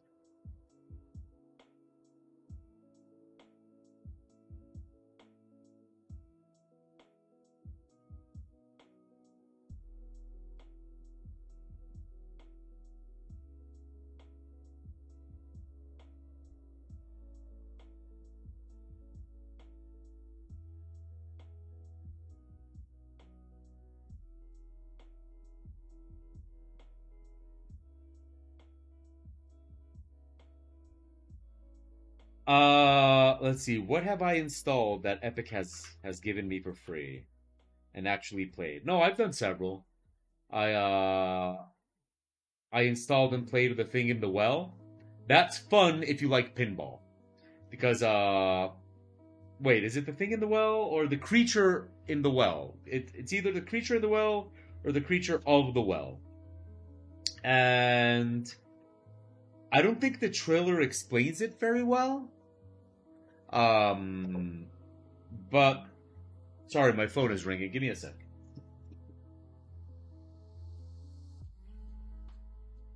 Aló, buenas tardes. Sí, con él.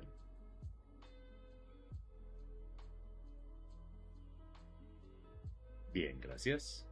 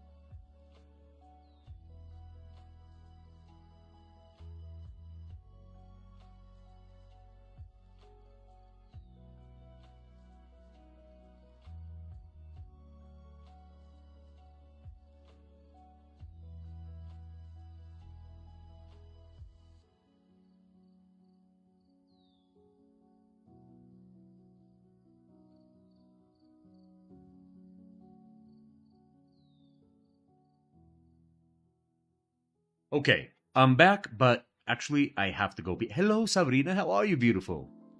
I want you to tell me all about your week and stuff, but I'm gonna go pee. So I'll go pee, and then I'll be back in a couple of minutes.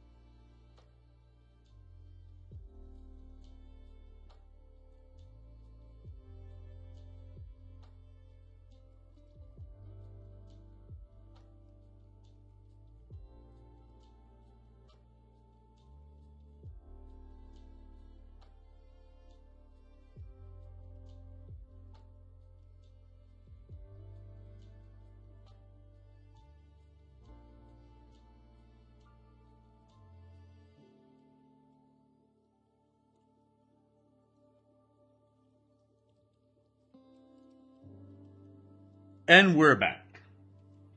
And so I see Sabrina says that week was pretty good. Replaying Stardew Valley, all you want to be doing.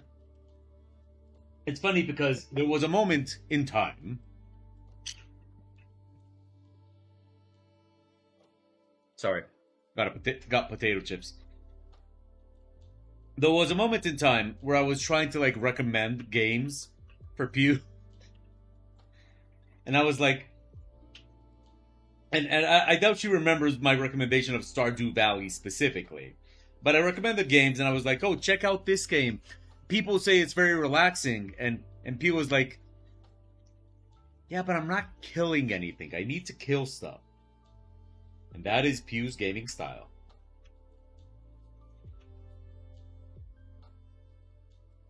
He needs to kill things.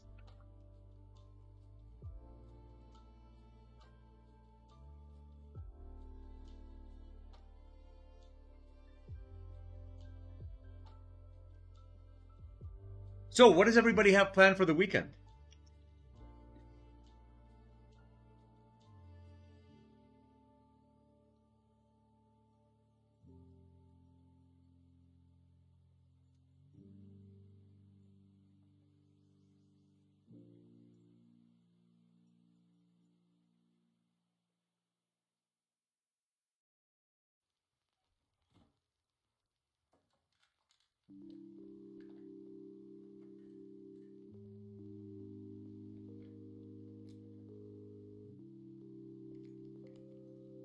So, what is your favorite murder game, Sabrina?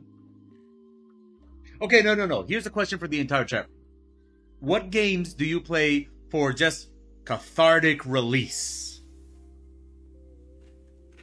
Like you just need to, like, I just need to play this so that I don't kill actual people. So what do you play then? I'm pretty sure YouTube is not gonna like that I said that. But anyway, yeah, what do you play for cathartic release?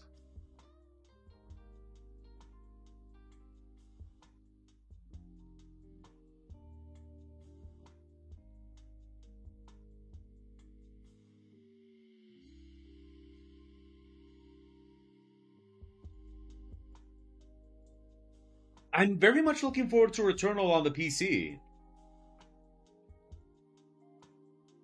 Artist co-work session playing D&D. Oh, that's your weekend. I thought you were doing that for cathartic release. I'm like, well, that's one way to do it, I guess.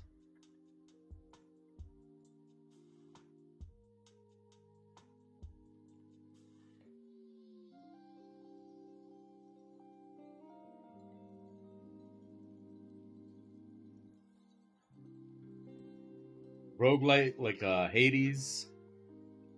Are you looking forward to Hades too?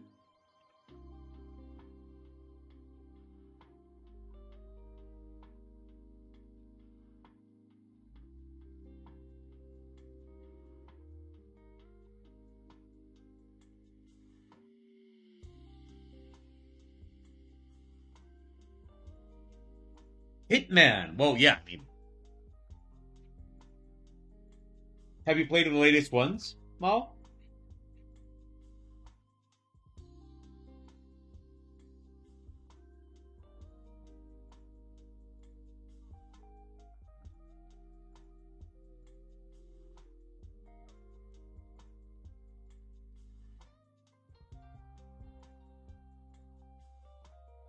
Hmm. I'm intrigued. Nat class. Why do you have mixed feelings about Hades 2? I haven't seen the trailer either. I just know it's gonna exist. But why would you have mixed feelings about Hades 2? Very intrigued.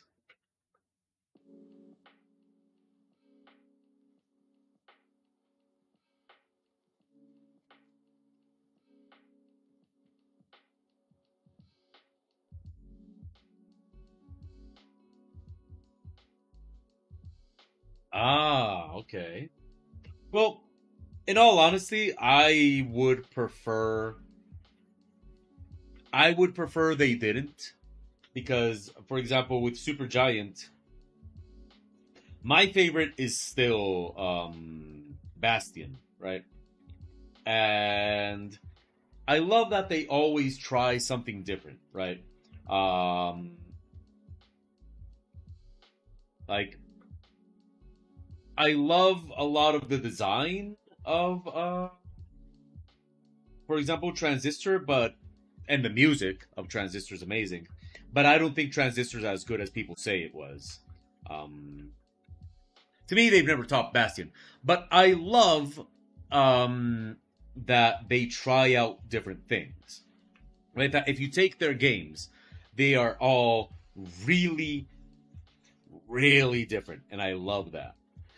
And And yeah, personally, I would prefer if they didn't do a sequel and they just did something different.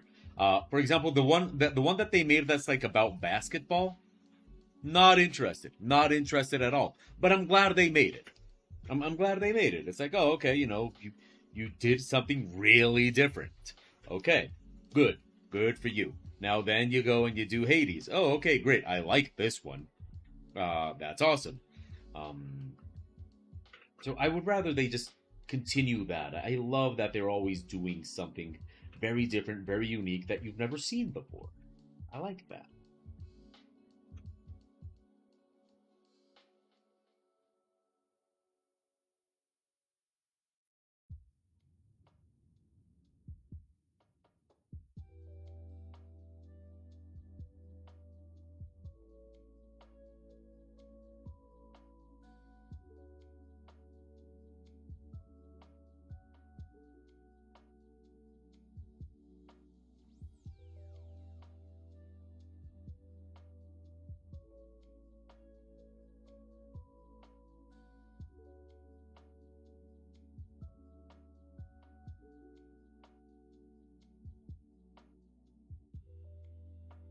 My two catharsis games are obviously Doom and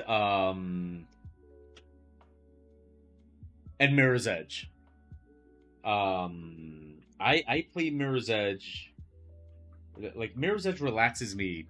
It's like Mirror's Edge. I it just and racing games. Racing games are also good for like some nice little catharsis. And Doom, of course, Doom.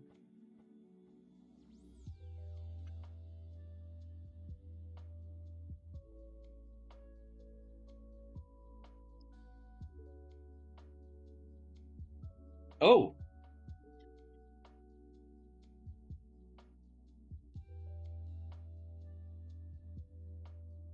oh, the new ones, Sabrina, like Doom Eternal, uh, is on Game Pass.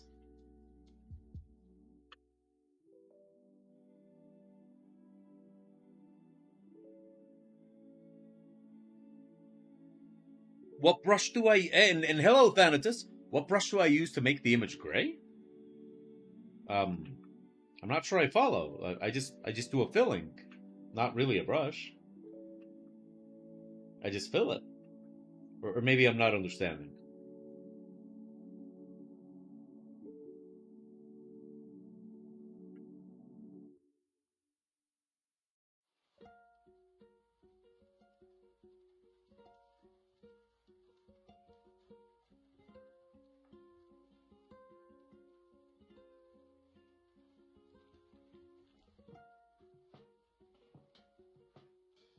Oh, Doom Eternal is so much fun, Ma.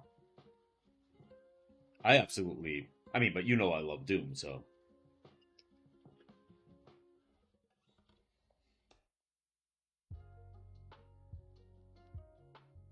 But also for catharsis, I love Mirror's Edge. There's just you go out and you parkour and it's just it's just it's great for that. The speed of it. Also with racing games, it's much better to do that than to go out on the motorcycle and do that. So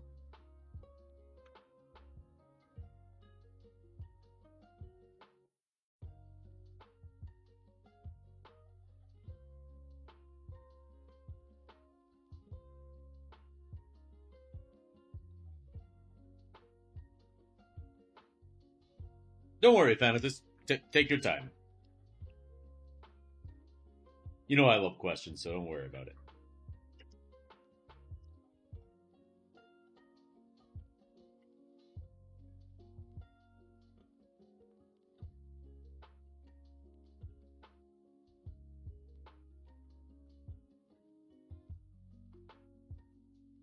Night Cow, hello.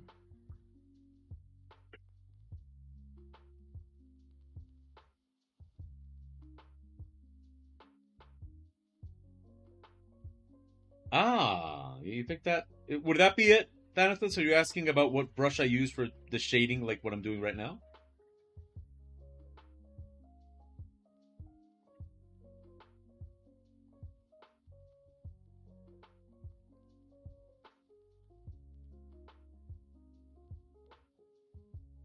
So when I draw, my drawings have a black line art. I've seen some of you have no outlines, but the image is well shaded and 3D-ish. Well, the method is as follows. Like, if you look, wait, let me turn on the fan here.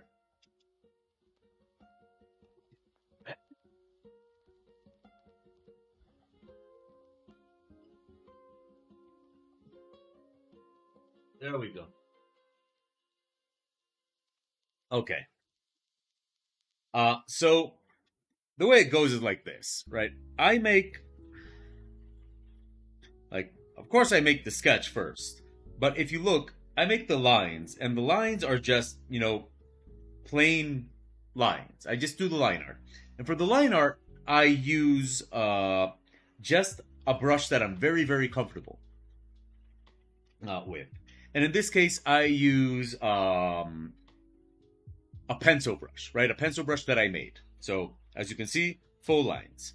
And then what happens is, honestly, patience. So what I do is I put in the gray, I start shading, and as I start shading, I start lowering the opacity on the lines, right? So right now, I'm at 70%. I'm at 76% and doing the occlusion layer, right? Once I'm done with the occlusion layer, which is this one, right? So once I'm done with the occlusion layer, I'm gonna add a layer where I define what parts of the image are dark, and then I'm gonna lower a little bit more on the lines. And then I'm gonna start shading, the basic shading, and I'll lower a little bit more on the lines. And I'll continue shading, lower a little bit more. Normally, I take the lines all the way down to 35%. And at that point, I add a mask to the lines and just gently erase the lines that I don't want and leave the others around 30%. And so, and that's how I end up with that kind of no line feel, but it still has the definition as if it had lines.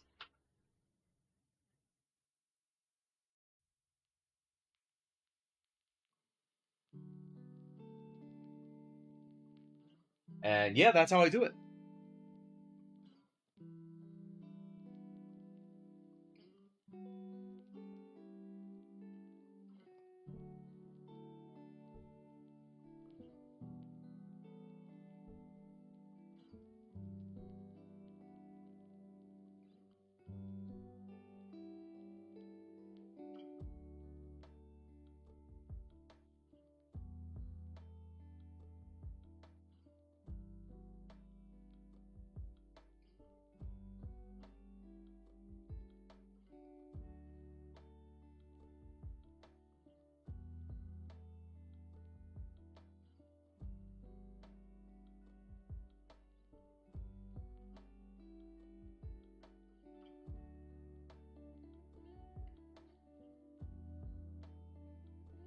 Oh, you're welcome. Anytime. It does take a little bit more patience. Like, yeah, it takes patience, but it's worth it.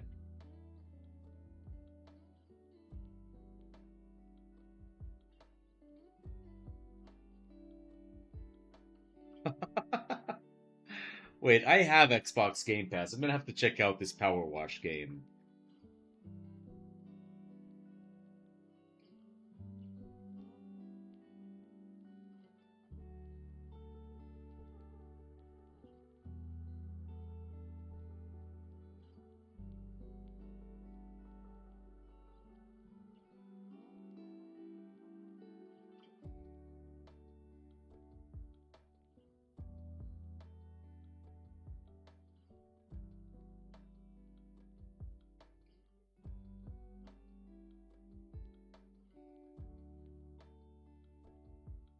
Uh, no, I'm not. I'm not working on the challenge today, Mr. Moko. I'm catching up on work. I've been so busy lately that I have to use my Fridays for work. Well, that class, I liked, did you ever play Viscera Cleanup Detail? Did you ever play Viscera Cleanup Detail? Because I like Viscera Cleanup Detail a lot. So,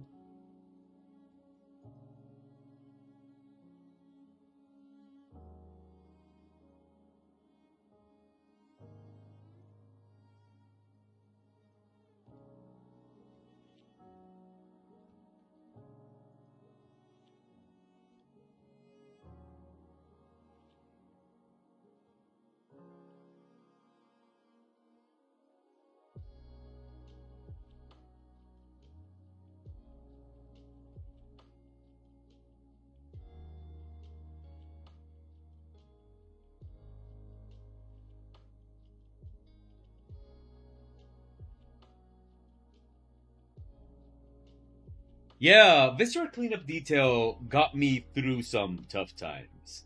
I'll explain because it sounds like. No, I'm not going to be like those. Have you guys ever seen those YouTube videos like Dark Souls saved my life and stuff like that? Like, no, it's not that kind of case. But back when I was working in video games and I was just hating my job, um, uh, back when I was working with video games and just hating my job, we had a lot of meetings because back then, uh, like the company was going through producers, like just in the 2 years that I was in that company, they changed producers 3 times or four, right? So at one point, there was this one producer that really wanted us to get into Scrum, but their approach to Scrum was the one where you have these 7-hour planning meetings for the week. And so basically I had 7-hour planning meetings and stuff like that. And I was just going crazy in those. So I started playing Viscera Cleanup Detail, and it is perfect for those situations. Like when you just have to sit at the computer and a game that's really going to demand all your attention, but you need something to pass the time. And that was Viscera Cleanup Detail for me.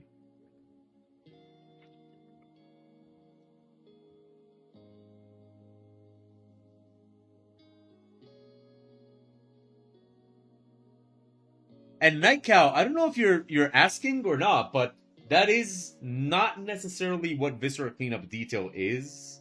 Oh wait. No. What I'm interpreting here is that you're no, wait. I think I get it. I'll just leave it at that. I thought you were maybe asking if that was what the game was about. Because I've always thought that the premise of the game is very amusing.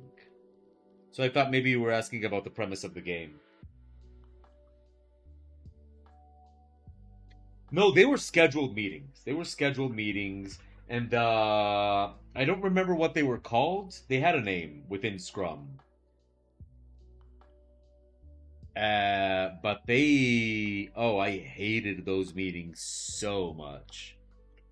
I hated them so much. They were the worst.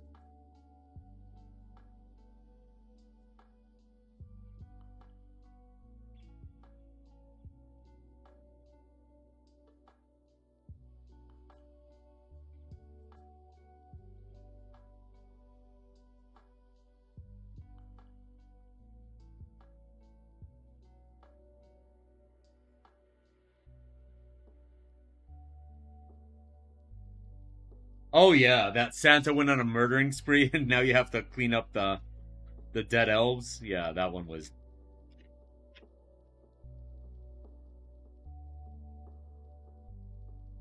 Oh, I remember the Roomba one. Um It's like a variation of the Roomba name because they can't name it Roomba. Roomba video game, and it is called um, Roombo. It's called Roombo. Just change the A for an O. Uh, Roombo First Blood.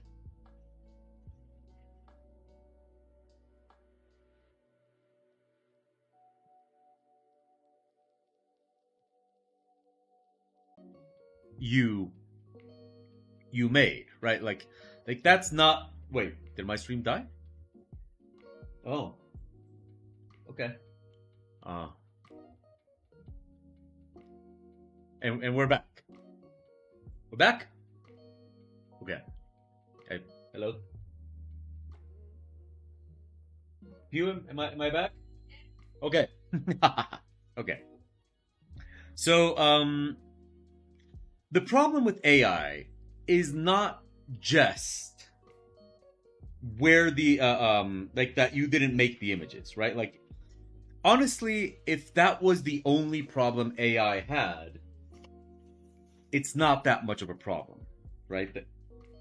But the problem with AI, it goes beyond simply the fact that it's an image that you didn't make. The problem with AI also has a lot to do with where those images come from, right? Like how those images are acquired and how the AI database or whatever you want to call it got those images, right? And for a lot of people, actually, that's the main problem with AI, right? And so the problem with that is that the data set that AI uses, which most of them use a data set which is called Lion, but the data set that AI uses images that were taken without permission and through unethical means, right? So the artists whose images were used for these data sets were not asked if it was okay to use their images. And a lot of the images in the Lion data set are of an extremely, extremely ethically dubious nature. Because, for example, the Lion dataset has like actual medical records images that were taken without permission. So, like, there's people that, like, they have their own medical record images in this dataset, and they were not asked if it was okay to do that. And so the problem with AI goes beyond just did you make this image or did you not? Um,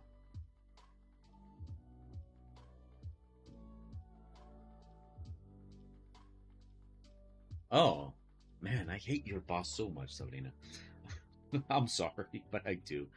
Um, so the problem goes beyond simply the fact that this isn't you and this isn't your creativity and this isn't your work. The problem also has a very, very, very big ethical component, where the images in an AI dataset were acquired without asking the legit owners of those images for permission. Um, and so, because of that, there's not really any kind of circumstance where you could ethically use AI images. Testa di Ginocchio. Hello.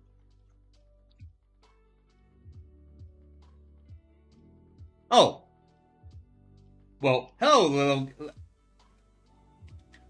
Leonki. It's been a while since I've seen you. How have you been?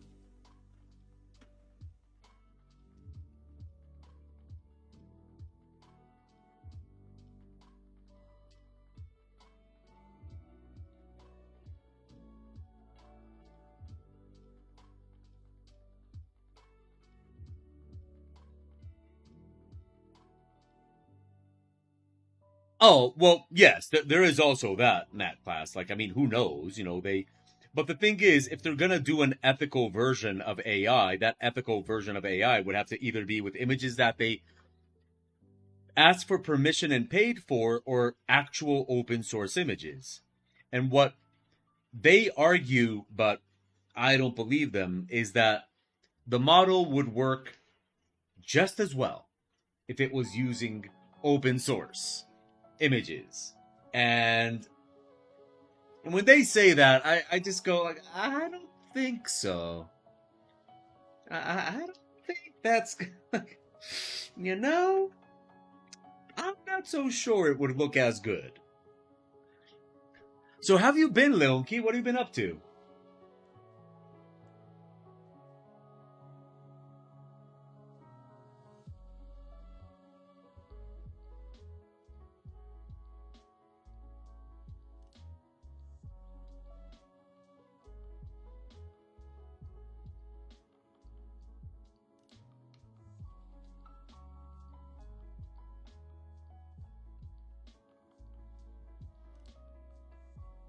Sorry, I'm got a mouthful of chips. Back to school and hope to finish soon. Well, we are. It's nice to hear that. Mm, Here we are illustrating RPGs, and um, that's it. That's pretty much most of what I do now. Illustrate role playing games.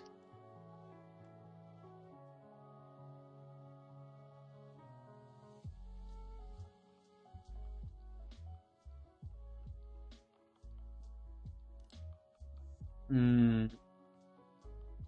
Oh, Nat class. I saw that video too. I'm also very very interested in how this is all gonna like work out.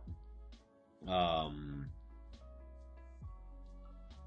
but yeah, at the end it's kind of like that. Like there's there's no real circumstance under which it can be used in an ethical way, at least not in its current iteration. So there's just no way to use it that would be, that would work in that regard.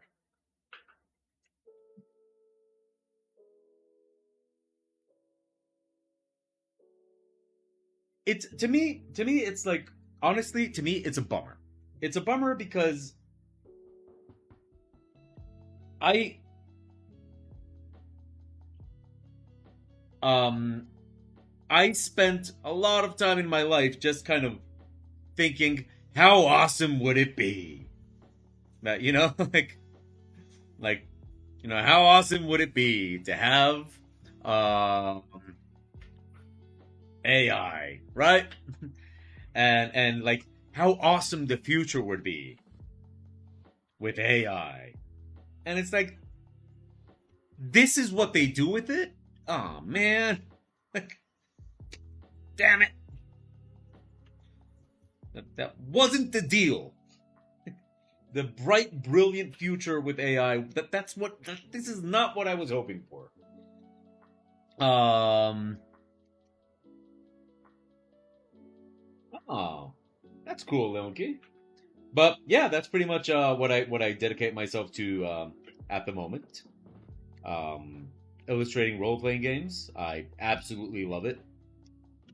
Um, yeah, it's totally dream job. I'm very very happy.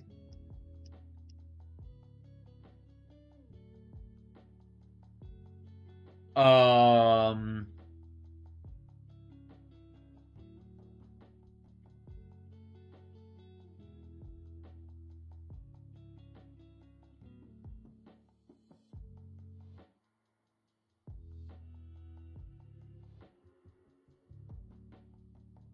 but you know what? There is something that AI imagers did for me that I appreciate, and it's that there's a lot of people that I kind of, after seeing them kind of go for AI art, it just made me say, well, I guess I don't have to pay attention to this person anymore.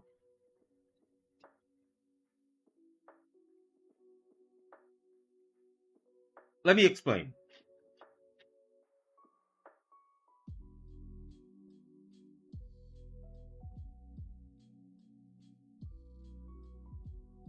Um, well, that's very nice of you to say, Leonki. I'm very curious, like what your plans are once you finish your studies and stuff like that. You said that you'd be graduating soon, so very curious in that regard.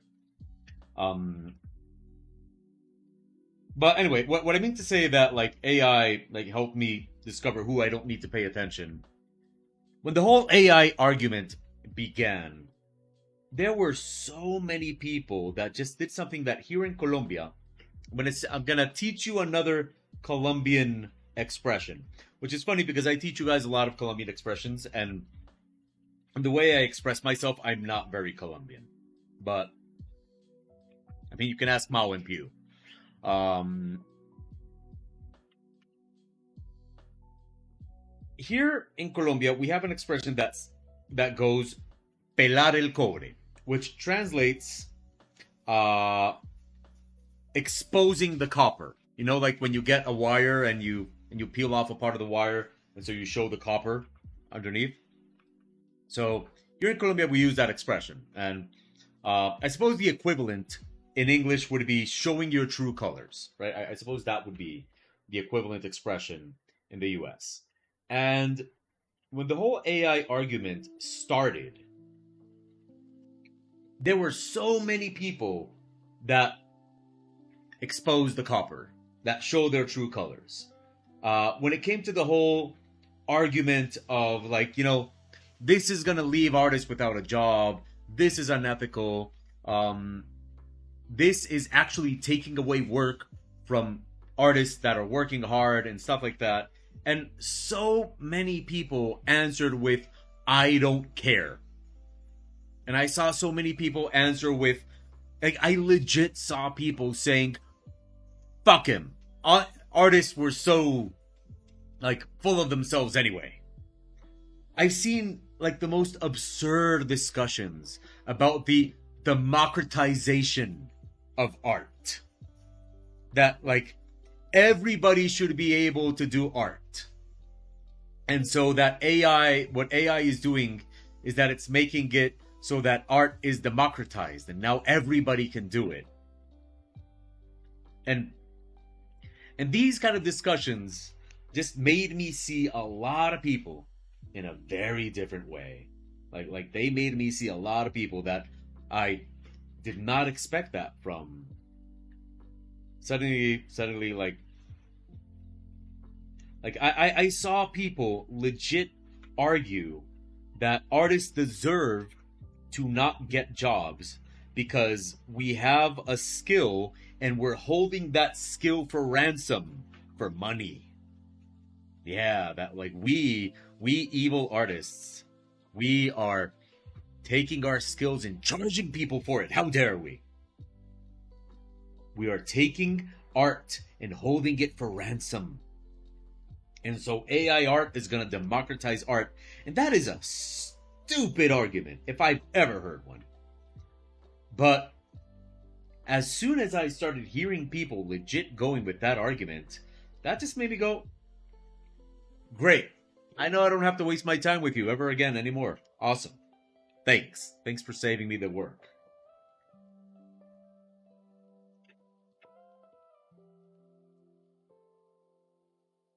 Democratization of art. Ugh.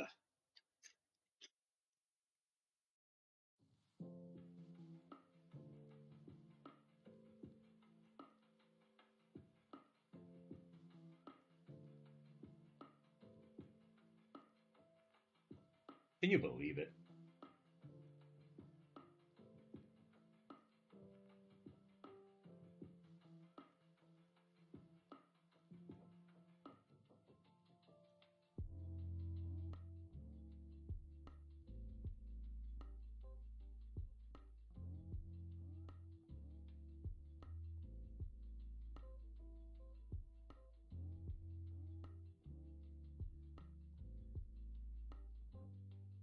That's all. I don't know if you've got. Oh, I always forget the name of the story because it's one of those stories that has such a weird name.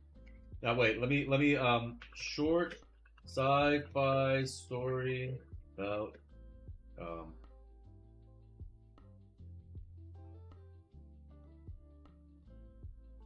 quality. Maybe that's how I'm gonna find it. Um yes. Um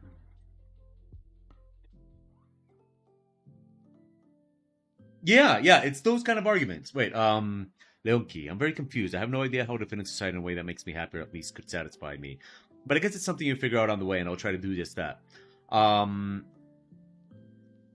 yes, Leonki, actually that's like yeah, that those are things that you don't do on purpose. They just happen on the way. Um my profile picture remind you of something. It's so small. Let me see if I can see a large version of it. Actually can't I can't see. It looks like a jar or a can, but it's so small on my screen that I can't really.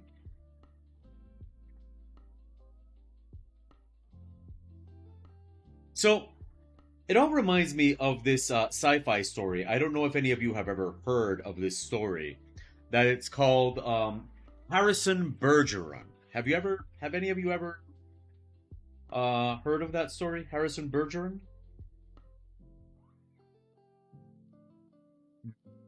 Grant M, hello.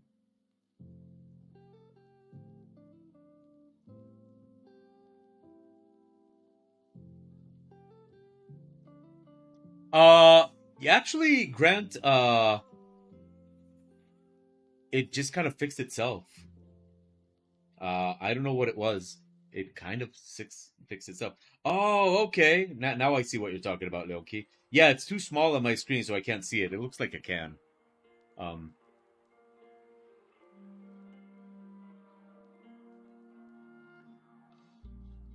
Oh, now I'm very intrigued, Matt Class.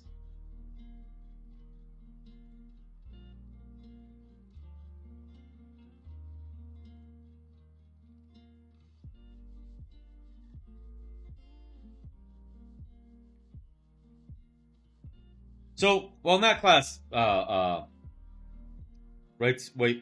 write that. Oh my God, what's wrong with me today? Well, Matt Class writes what she's gonna say.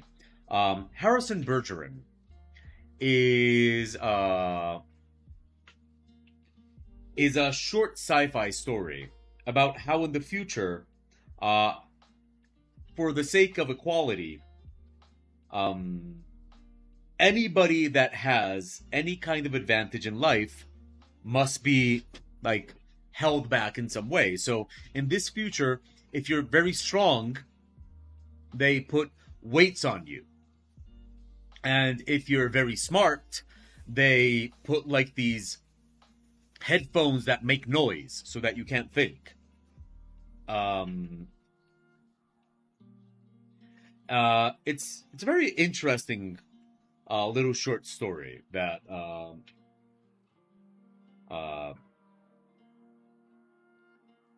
that I would recommend.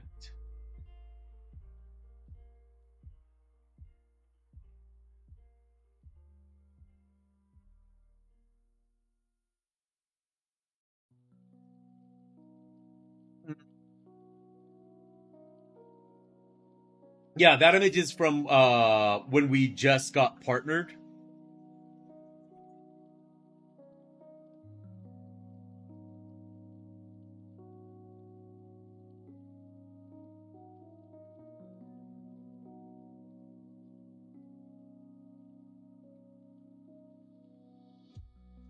So that would be 2016.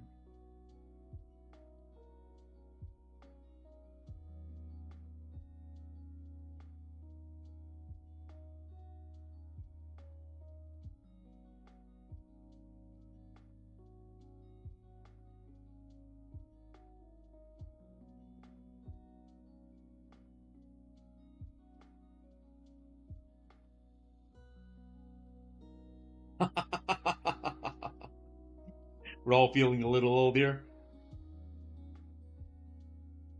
So I think that no, but I do think you make an interesting point there, Nat Class. With 2022 was not a good year for artists in that regard. For artists in the appreciation of art, like 2022 was just not a good year for us. Um,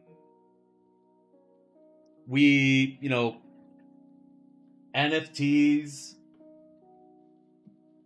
and don't like make no mistake, the fight against NFTs is, I mean, nobody respects NFTs anymore, but they're still there. Like this thing hasn't gone away. That shit is still there.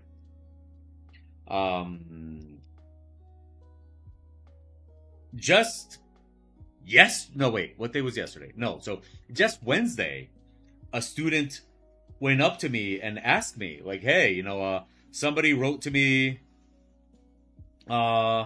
asking if they could buy my images to use them as NFTs.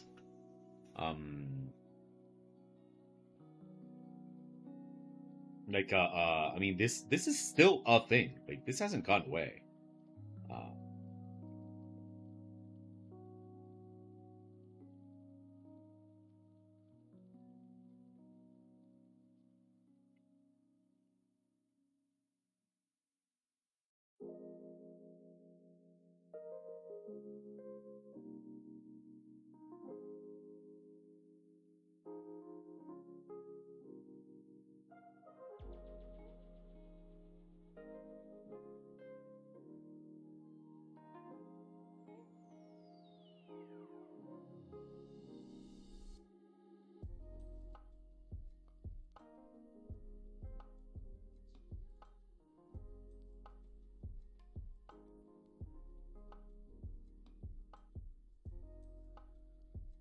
so I don't know. I mean, I think we all got to do this fight. Um, Look, here's what I would say to any artist watching this. Um, this is like if you're an artist, this is all of our fight. But I also think that it's important to point out that like, hey, a lot of us all over the world are like the situation for a lot of us all over the world is not the same, right? And because here's the case I want to expose. Like expose, no, that sounds like I'm exposing somebody, and that's not really the case. But here's the case I want to talk about. Leonki heading out. Well, I'm streaming Tuesdays and Friday afternoons, which I don't really know what time that is for you, but I'm pretty sure you can figure it out. But anyway, it's so nice to see you again. I hope you have an excellent weekend, and hey, maybe I'll see you next week. So, so yes, I'm I'm sitting there last Wednesday, and a student comes up to me and tells me, "Hey, look, like I got these images, and somebody wrote to me on my Instagram and offered to buy from me some images from my profile." So we're talking about images that were already done, right? Like this person did not need to make anything new, nothing of the sort. These are images that are already done, right? And so he told me, look, somebody's offering me to buy my images from me to use them as NFTs. And so to respect this person's privacy, uh,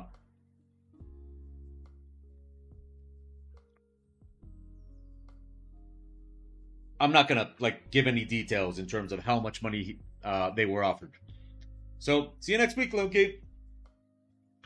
Right? Like I'm not gonna do that, to respect this person's privacy. But needless to say, these were 5 images that were already done, right? Like this person didn't have to do anything new.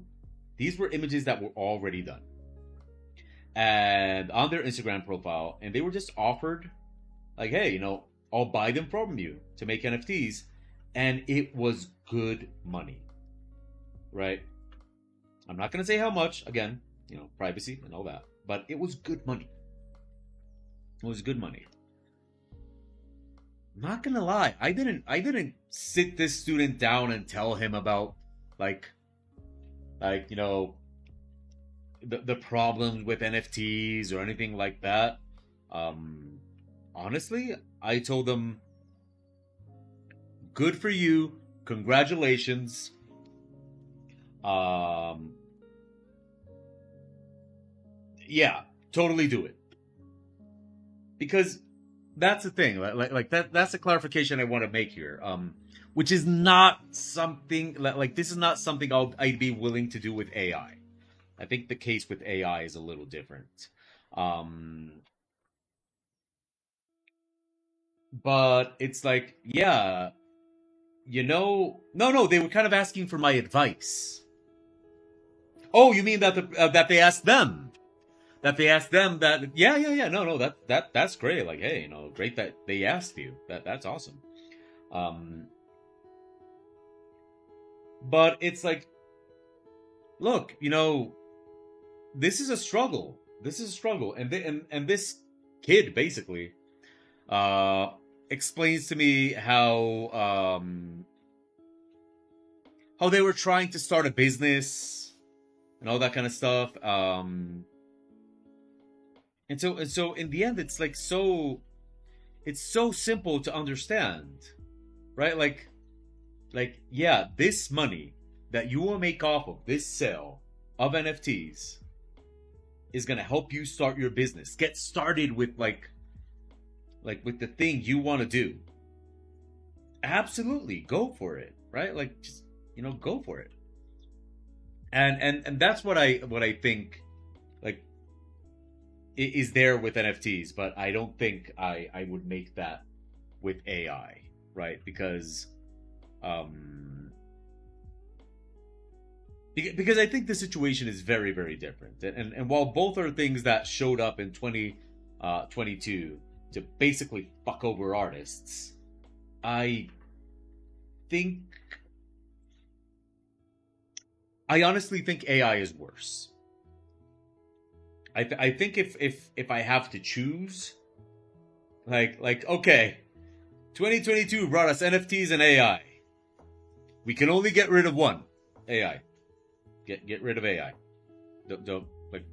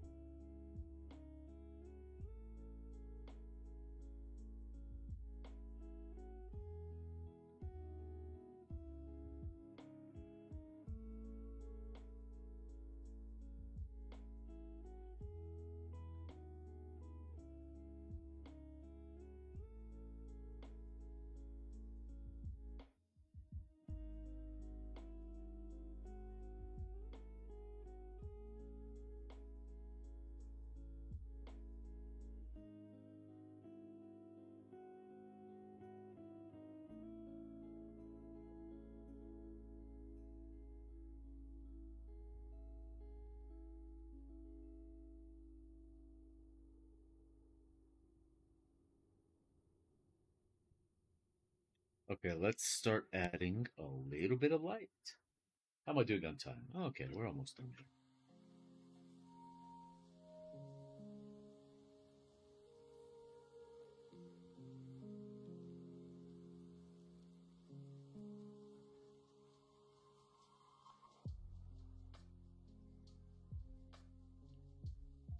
Uh,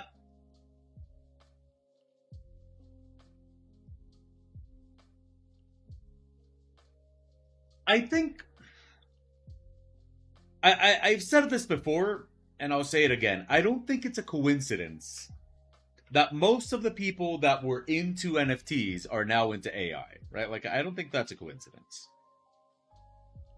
I see so many of the same people that were like all in on NFTs now super excited about AI, right? Like, I don't think that's a coincidence.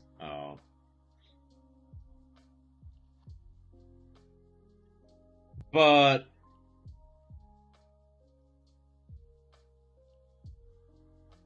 I think that when it comes to NFTs, I think that the problem with NFTs is that it's all about the money. But I can get it, right? Like I can understand the struggle and the idea that like, oh, if I get a chance to get some money that might help me improve my life, I'm gonna go for it. I can get that. I can get that, right? Like, you know, and I would, never dare to tell a person that might be struggling that like, hey, here's something like here's a way out, but don't take it. But no, but I think that's like the worst thing of NFTs that they are.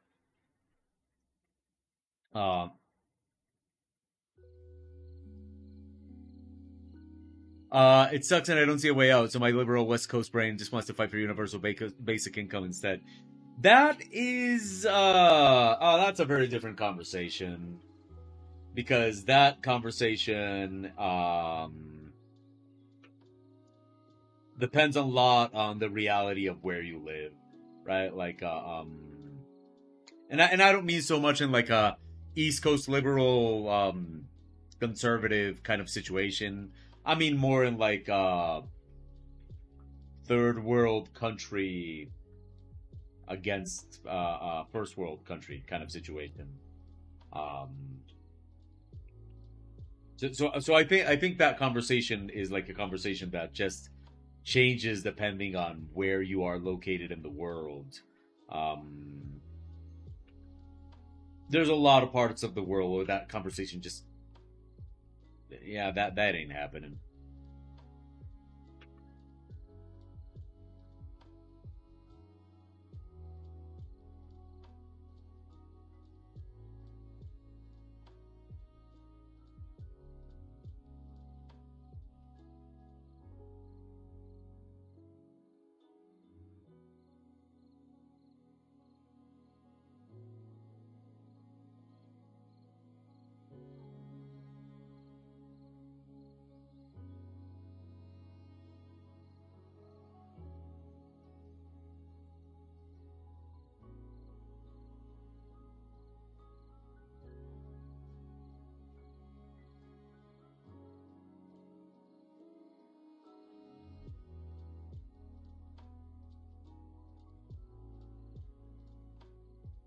But then again, also keep in mind that I've never really considered myself much of an optimist. So so there's also that, right? Like I don't, I'm not very optimistic, or I mean at least not in those kind of areas, right? Like you know, I might be very optimistic when it comes to like, huh, what if I ate two burgers instead of one? This might go well. Like, yeah, that's the kind of optimism that I do.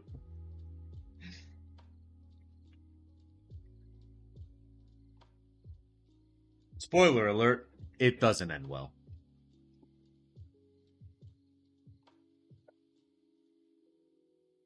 Mm. Mm.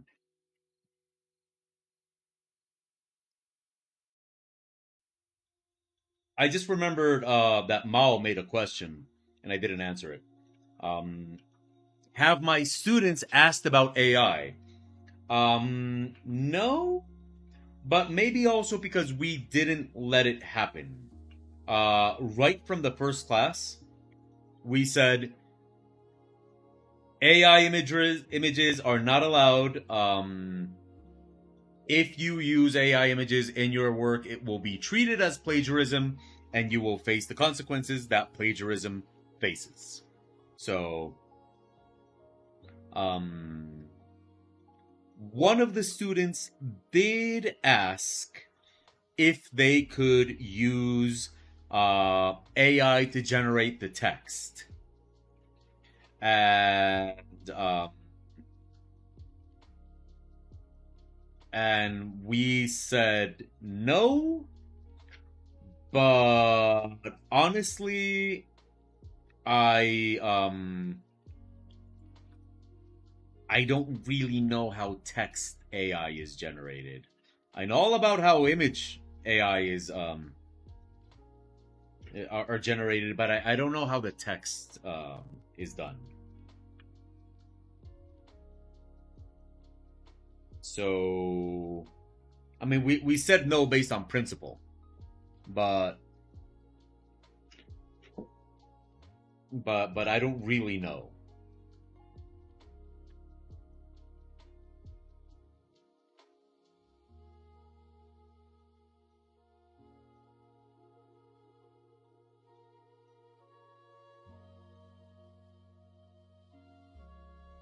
You saw on late night TV shows that they were making fun of it? How? I'm curious.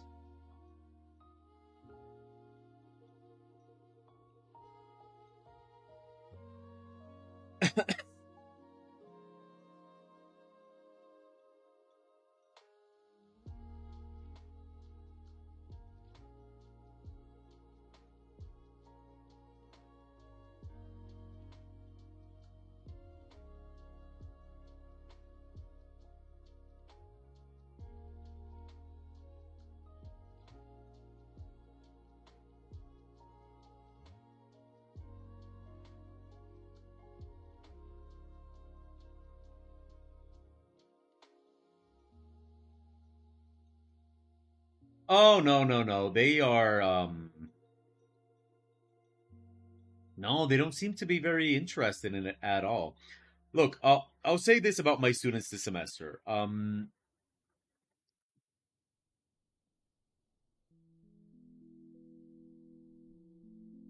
Uh my students this semester are very, very promising.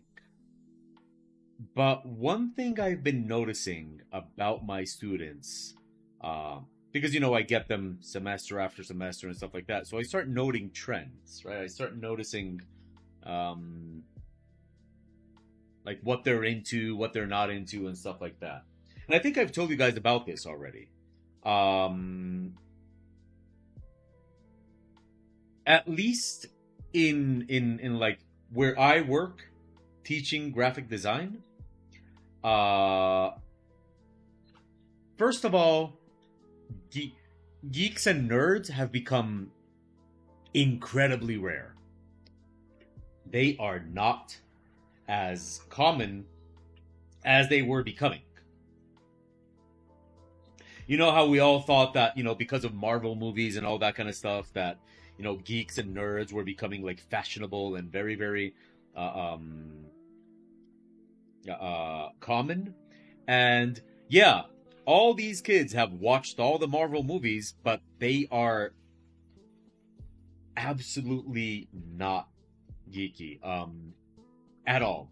One of the things that has surprised me the most, for example, is how few of these students of mine play video games. Now, of course, I'm not expecting all my students to play video games,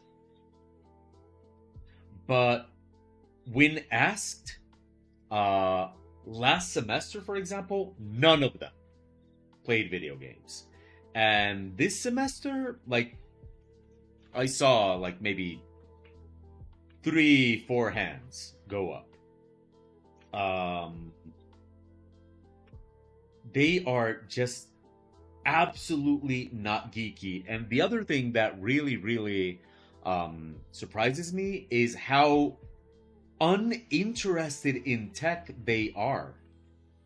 Like, it is incredible how little they have interest in tech. And I don't mean as in a career in tech. I mean, um, I have to spend a considerable, and you can ask Pew because she'll back me up on this one.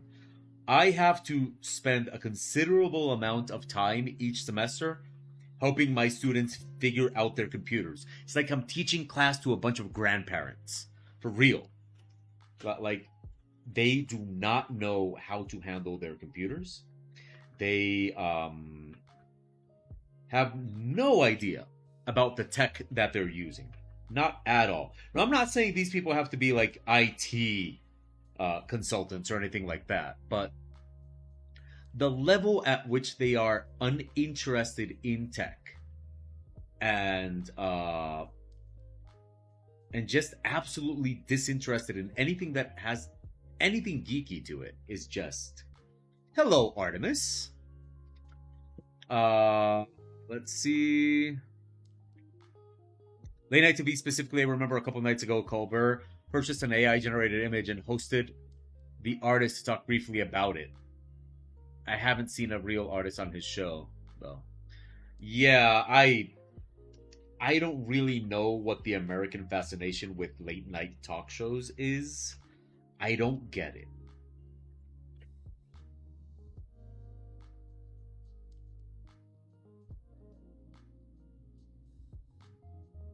Like I don't understand. There are several American fascinations that I don't understand. And I don't mean to stereotype Americans, but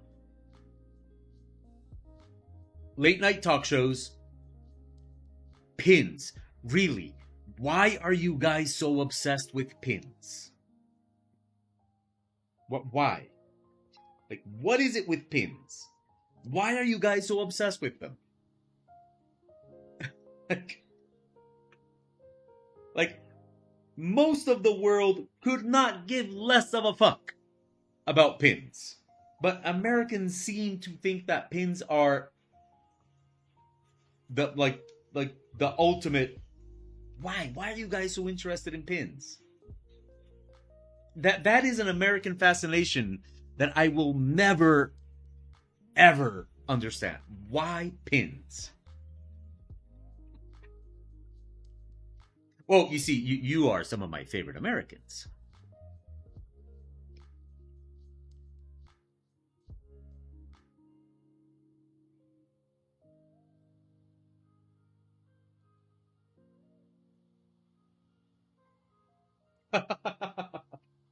What is the American fascination with pins? No, the enamel pins, the ones that have like a little needle and you like a little point and you put them on your clothes and stuff and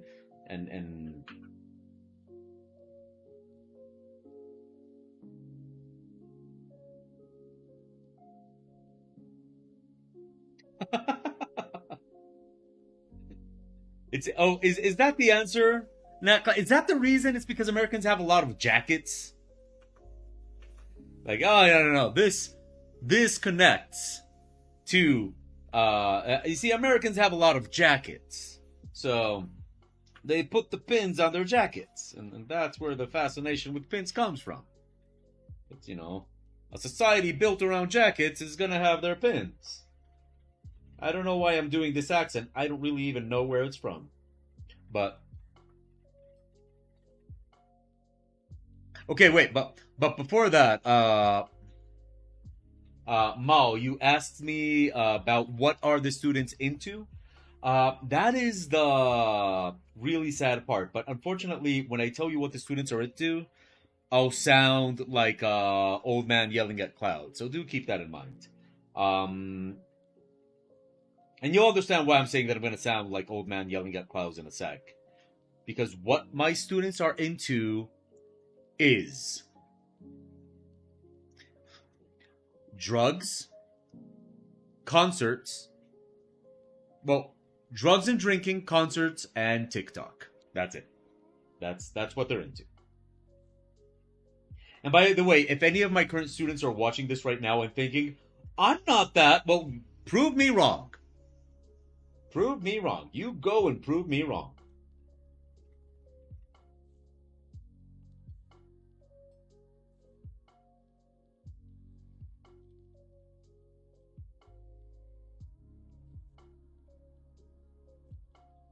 Yeah, and TikTok. TikTok is their life.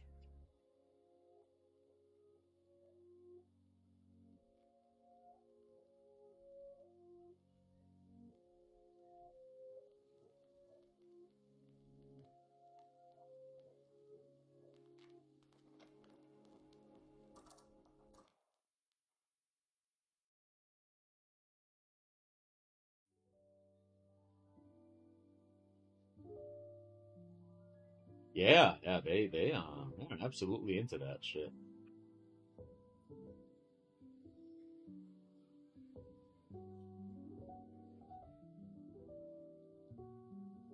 Oh, Nat class. Uh, Nat class. If you were to go to my classroom, you would feel like you're stepping into the 90s. Like, 90s fashion is just like, yeah, you'd feel. And you know what the worst part is? It's not the good cool stuff from the 90s. It's not like you step into the classroom and they're all like grunge and like on skateboards and like, no, it's just like tame 90s. Like you step into the classroom and everybody is wearing pants up to like pants above their belly button that are super wide, and like everything is baggy. Everything is baggy. Um,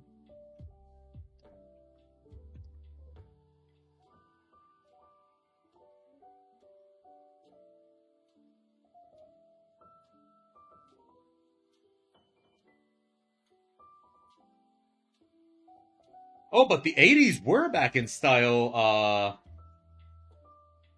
When did we get through the? We already relived the '80s. That already happened.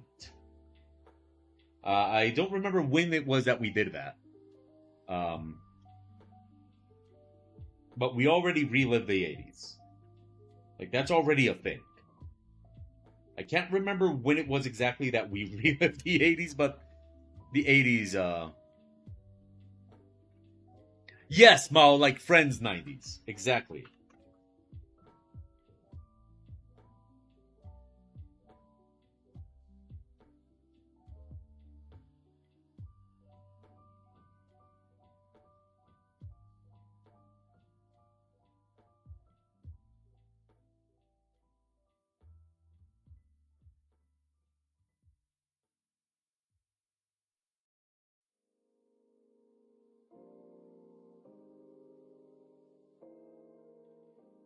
Like, yeah, the like what happened to like you know grunge and and listening to garbage and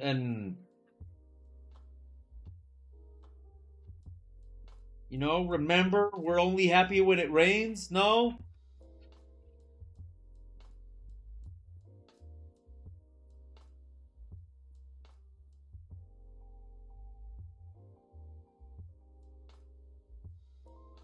Oh wait, I'll just show it to her. Wait.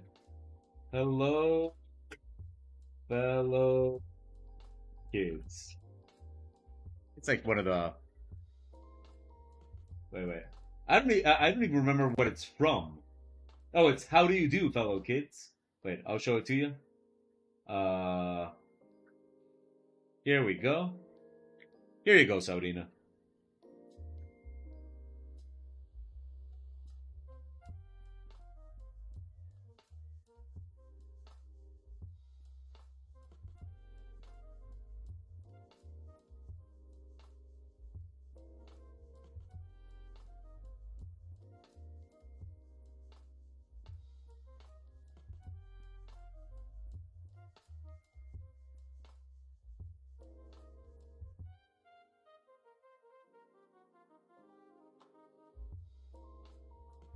Okay. Uh, um. I don't. Well, I mean, if it makes you feel any better, uh, Sabrina, I don't know where it's from. But yeah, I've seen it. You know which shirt I loved, Mao? Uh, um, Philip DeFranco, who I'm not the biggest fan of. Like, I'm not very huge on Philip DeFranco because I'm not very huge on people that kind of give the news but no objectiveness. But that's a different discussion. So I'm not going there. But anyway, he had a shirt. He had a T-shirt that was like it was just a T-shirt, and here it says sports, and that's it. Uh, I liked that T-shirt so much that I actually bought it. I actually bought that T-shirt from Philip DeFranco, and it never arrived. Like, I ordered that T-shirt and it never arrived. Yeah, that was a bummer.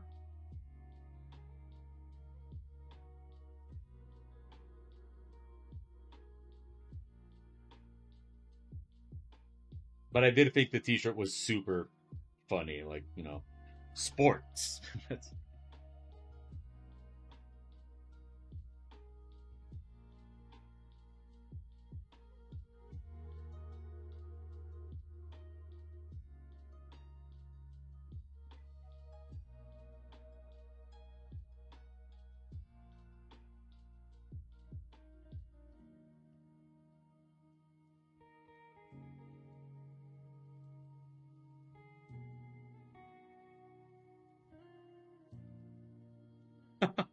I have to admit, all my T-shirts are just you know graphic T-shirts.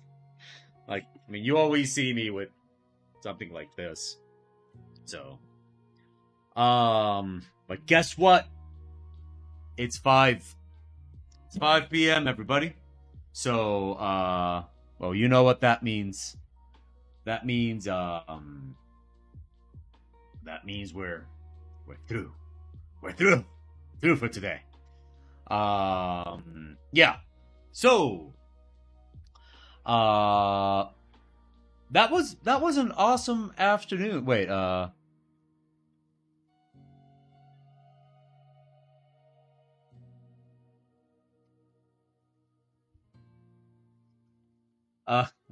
sorry, I was laughing at the T-shirts that Danny Sexbang wore. Gotta love Danny Sexbang. You hear me, Danny? Love ya. Um, so that was a fun afternoon. I had a lot of fun talking to you guys. It was very, very fun. It was very entertaining. Uh, I will be back next Tuesday, probably working on Mongoose. So I'll be back next Tuesday working on Mongoose. This image, I plan to finish next week, but I got a bunch of Mongoose images that I need to finish. So, just taking it one step at a time. My plans for this weekend, since I asked you guys so much, are tonight I'm going to watch a movie with Pew. We have some options. I don't know which one we're going to watch. Maybe a new Netflix sci-fi movie called Jungle, or maybe Kingdom, or maybe something else. I don't know. Oh, I'm glad. I'm glad. Mal. What Mal is talking about is that at the beginning of the stream, we did like a very long explanation on covers, on how to make covers. Uh, oh, Sabrina, don't worry. You're one of my best friends. It's okay. But yeah, if anybody's interested, if you watch the repeat of this video, we had a huge half-hour section at the beginning where we talk about how to make covers for comic books, and we analyzed several comic books and stuff like that. That actually gave me ideas for making YouTube videos later on. But I had a lot of fun this afternoon. It was great hanging out with you guys. So tonight I'm gonna watch a movie with Pew. We have some options, and we're gonna eat ravioli, which is actually one of our favorite foods. So we got some ravioli this morning, and we're gonna be eating ravioli tonight. So we're both actually very excited about ravioli and movie night. For the weekend, I'm probably gonna be working on art And oh, Artemis. Well, absolutely watch it. And hey, if you have any questions, be sure to let me know. This is gonna be beef ravioli with bolognese sauce, if that's how you pronounce that. We just pronounce it bolognese, and Parmesan cheese. And oh, and we got like bread that it comes like I don't know how to describe it. That it's like you buy the bread and it comes like half baked or something, and you just put it in the oh Mo, you just reminded me I have laundry in the washing machine that I have to take out. Yes, frozen bread, and it ends up like all fresh and stuff like that. So yeah, we're very excited for that tonight. And during the weekend, I'll be working on images, and we might go for a motorcycle ride in the country either tomorrow at noon or Sunday at noon. So that's what we're going to be doing for the weekend. In any case, it was a very fun afternoon with all of you. I'll be back on Tuesday, same time, and let's do the whole goodbye thing. So, you have been watching the Ministry of Abnormality Twitch Live broadcast, and I've been your host, Abnormal. Today has been Friday, January 27th. Also, the day that the remake of Dead Space came out, which I've been reading is quite good, but it's going to be some time before I buy that because, the price and all that kind of stuff. But I'm pretty sure that when I buy it, I will enjoy it a lot. But hey, the remake of Dead Space, if any of you is playing it, you have my envy and maybe even a little of my hatred, like a little touch.